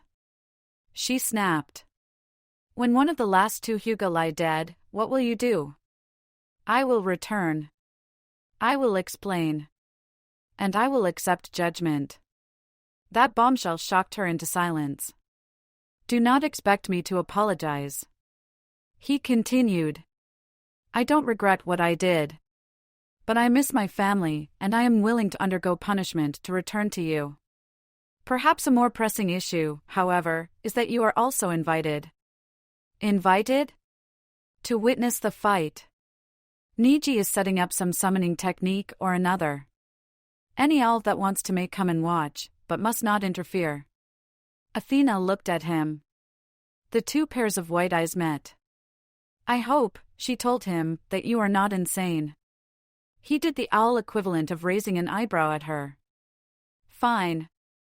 She sighed. Some representatives will be there. And I suppose I shall have to. She paused. Tell Hinata she needn't make an effort to spare Neji. Is that why he sent you? To ensure she doesn't hold back? Icarus didn't reply, turning and hopping off his planetoid before gliding into the distance. Deeply troubled, Athena watched him go. All right then, I am 23. False. I am 17. False. I am 19. True. My favorite color is cyan. True, apparently. I would have guessed orange. Incredible.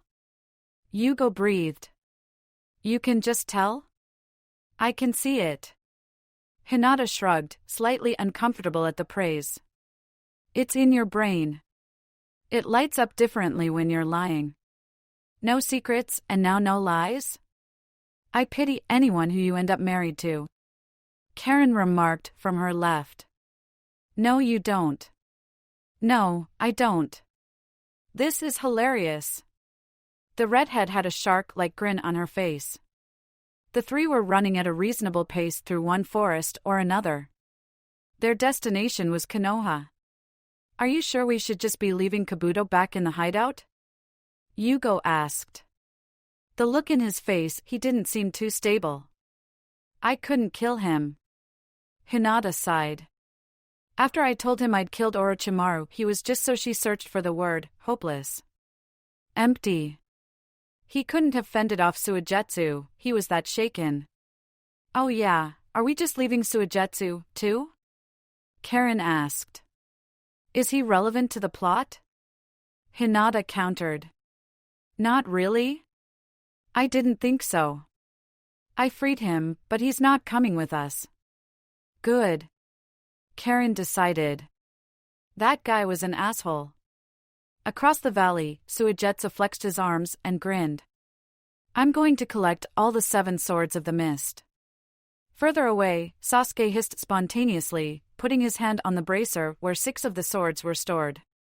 What the fuck was that? Kakashi deadpanned, staring at him. And anyway, how did you kill Orochimaru? Karen squinted at her friend. You were paralyzed, dying, he had on not giving away all my secrets. Hinata dodged, smiling. By the way, you might want to ready yourselves. We have incoming. Hyuuga took a moment to understand, but Karen was well used to Hinata's eyesight. What's the threat? Hinata squinted, more as a reflex than anything else. From what I can see, Deidara of the Akatsuki, Deidara's bird, and what? Hyuuga asked. Hinata blinked, looking at the guy with an orange mask. Underneath his clothing, he was horribly disfigured, with scars drawn across one side of his face. Half of his body was wrong. It wasn't human, wasn't a puppet, wasn't clay, it was some organic thing that welded onto his other half seamlessly. That wasn't the issue, however. He had a Sharingan in his right eye. And a Byakugan in his left. And then, from 3 kilometers away, he turned towards her and winked. The blonde, androgynous man looked across at Hinata when the two parties finally met. Well, well, well. Look at you. Those eyes remind me of this one guy I really don't like. Who the hell are you? Straight to the point, huh? All right, I can respect that. My name is Deidara and not you. Hinata stared down the man in the orange mask. You. Who the hell are you? Boo? Said the man in the orange mask.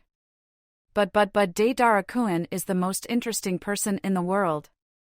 And then beneath the mask he mouthed, he's an asshole. What is your game? Hinata stared him down. Does the rest of the Akatsuki know about you? What you are? What you have? Can we, maybe, focus a little? Deidara tried to intervene, but Hinata made a dismissive shushing motion at him. Not right now, adults are talking. Seriously. Where did you get that dojutsu? He has a dojit, you have a dojutsu? Deidara couldn't seem to decide who to focus on. Toby may, or may not, have borrowed it from a nice man called Ao in Mist one time. Toby replied. Hinata could tell he was putting the voice on. Also, Toby may have blamed the whole thing on Neji. But Toby didn't get caught. Borrowed? Karen blinked, from the sidelines. I heard about that incident, Ao's dead. Hinata was piecing the events together in her head. The Byakugan cannot be retrieved from a branch member due to the caged bird seal. She snarled, recounting from memory. This is why the singular main branch member from each generation is usually not sent to frontline combat. Except once, when the 26-year-old Neji Hyuuga took to the battlefield to retrieve his brother, who had been captured by mist agents.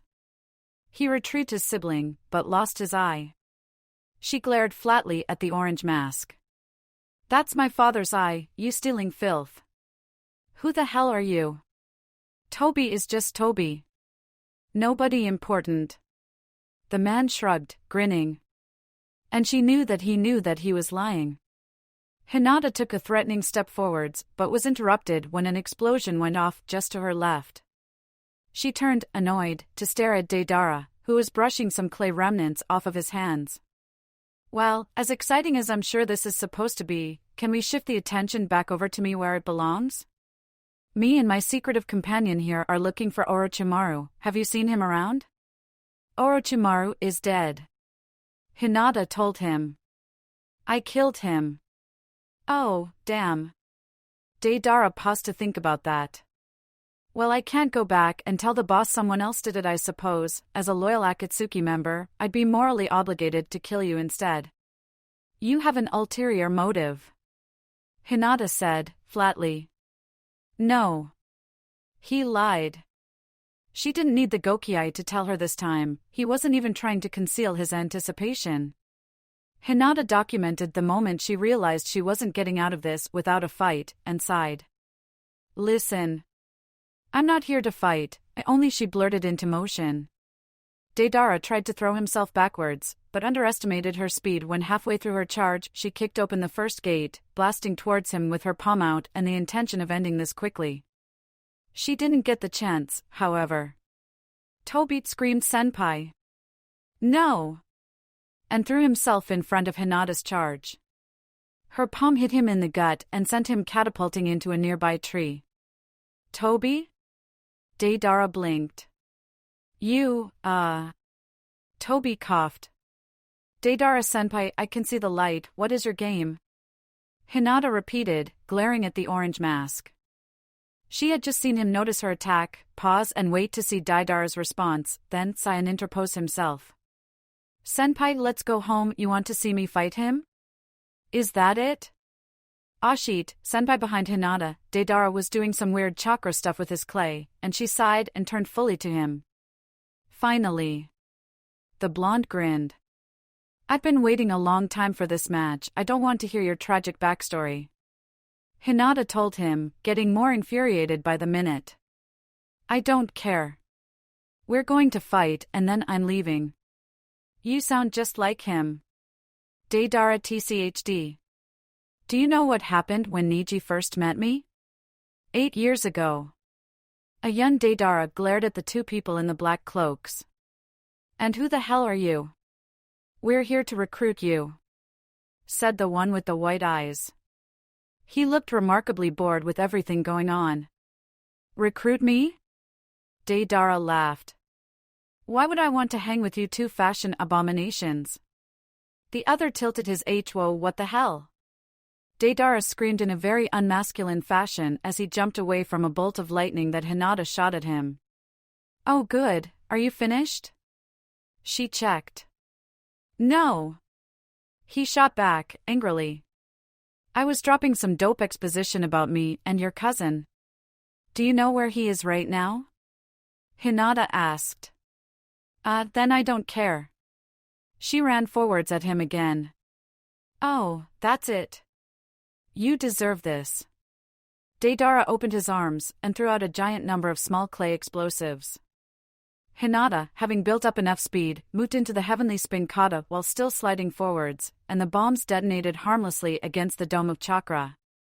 She cracked a smile, the clouds of smoke from his bombs worked to her advantage. She could still see him, but he was functionally blind. The smoke cleared a moment later, and 2 shuriken were whizzing from her to him. Deidara dodged with a predictable ease, but not predicted was him hurling a pair of bombs behind himself and almost immediately making the hand seal to set them off.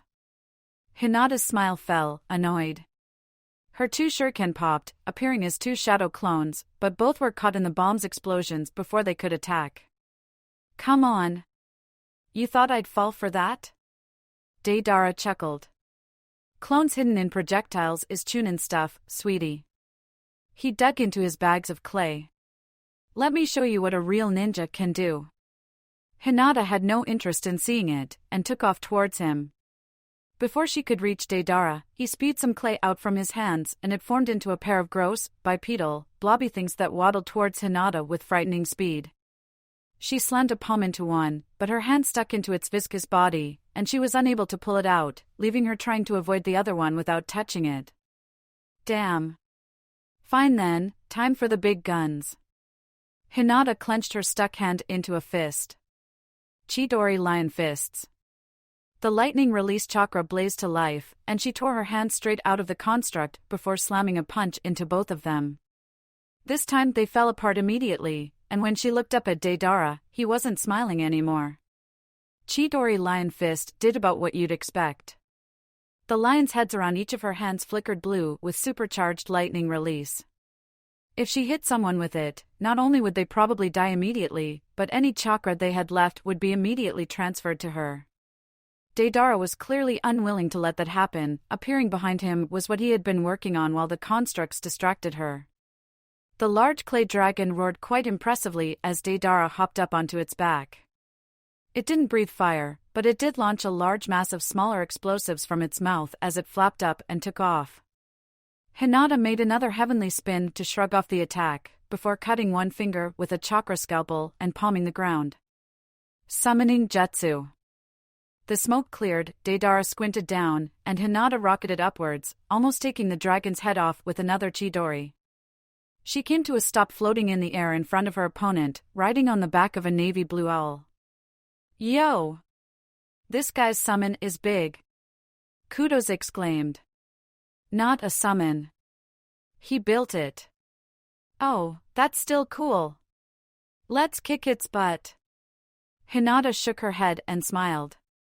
In the years she'd been away, Kudos had gotten significantly bigger. His wingspan was now half again as large as Forsooth's, and apparently his particular breed would keep growing until he was as tall as Grandma Athena, at least. His claws had sharpened, his wing beats had grown stronger, and his eyes had begun to take on the opal-white appearance of the Byakugan. See if you can get me closer. I'm gonna try and snipe his head off with the Chidori sharp spear. Hinata told her mount. The guy or the dragon? Yes. Got it. Let's go, mistress. Kudos dove. Deidara gestured, and his dragon opened its mouth and vomited out some more explosives. Hinata quickly changed up her hand signs, and Kudos made a few with her. Chidori current. They both declared, and a field of electricity sprung to life around the flying pair. Her Byakugan tracked the chakra in the bombs. As they encountered her defense, they were disarmed immediately. Now!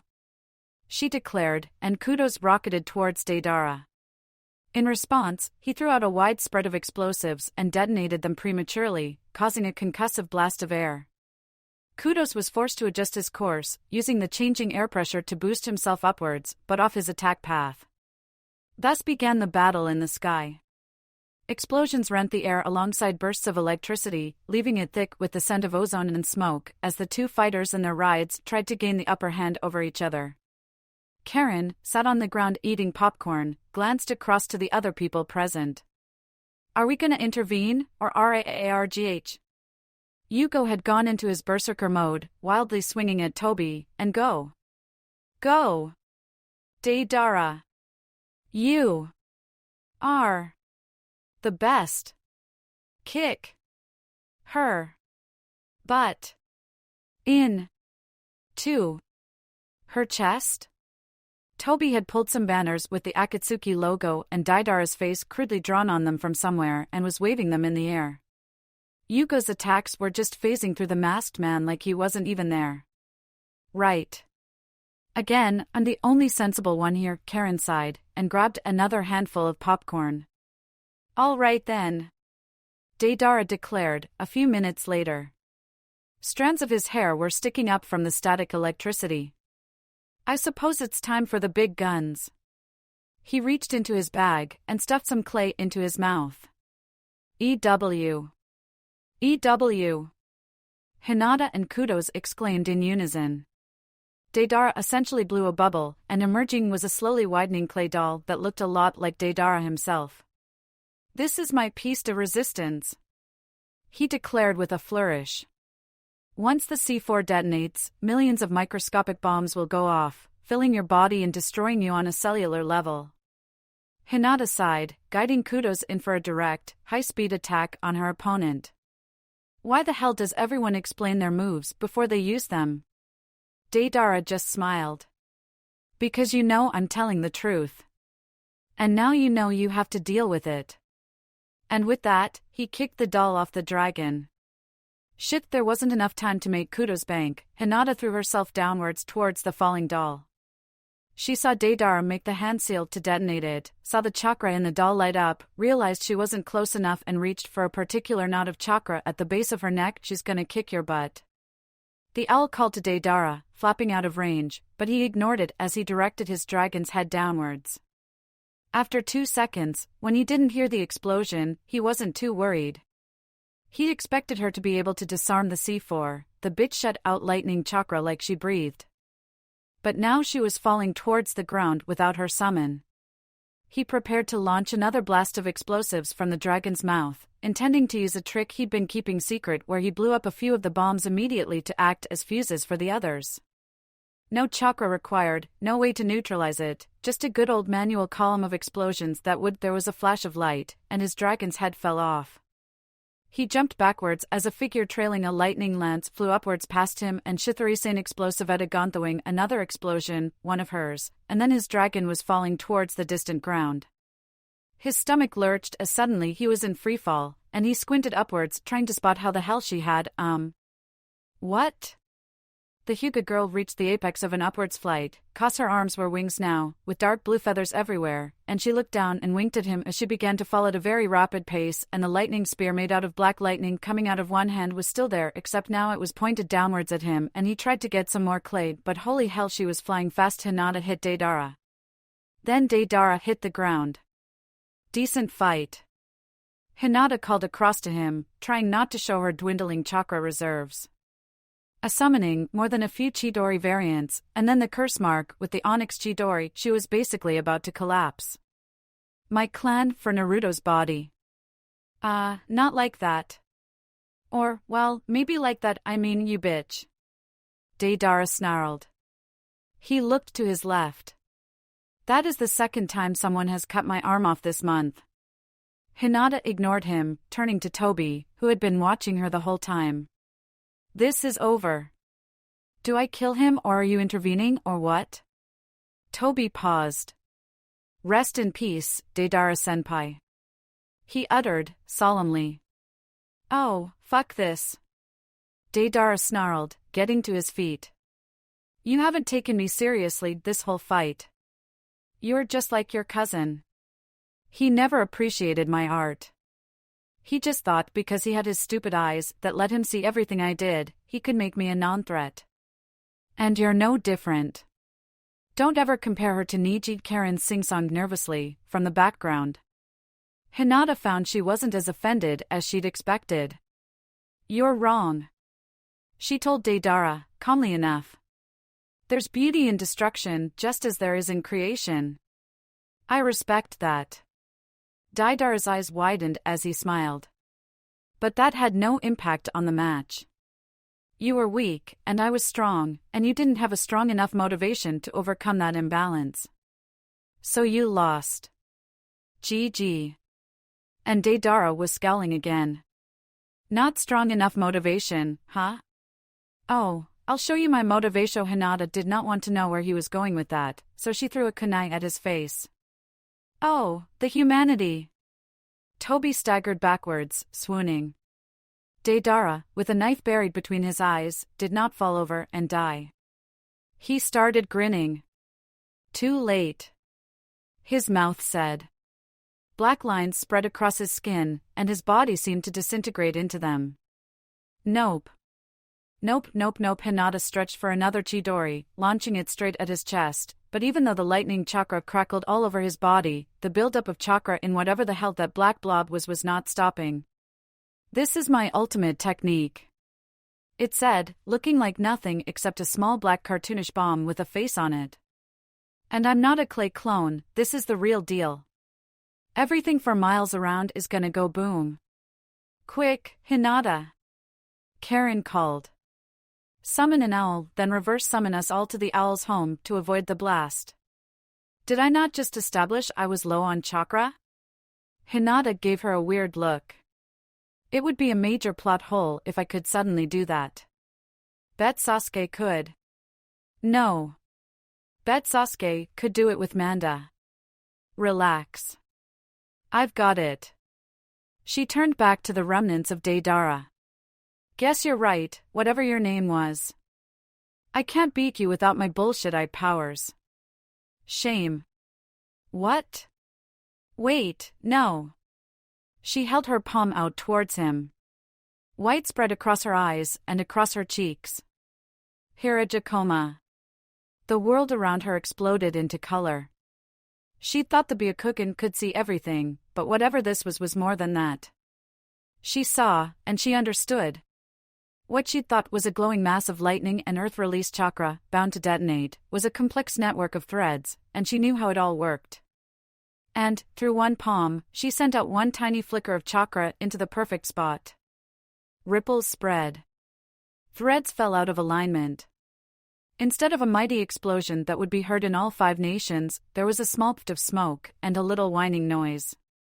Yugo, Karen and Toby peeked out from behind trees. That is the second time this month I have whiffed that technique. Deidara's core muttered, darkly, before disintegrating into a pile of dust on the floor. Thank you for your views, likes, subscriptions, and overall support of my ongoing efforts to bring great content to all of you. Check out my Patreon for more mature fanfiction. The link is in the description and everywhere on my channel.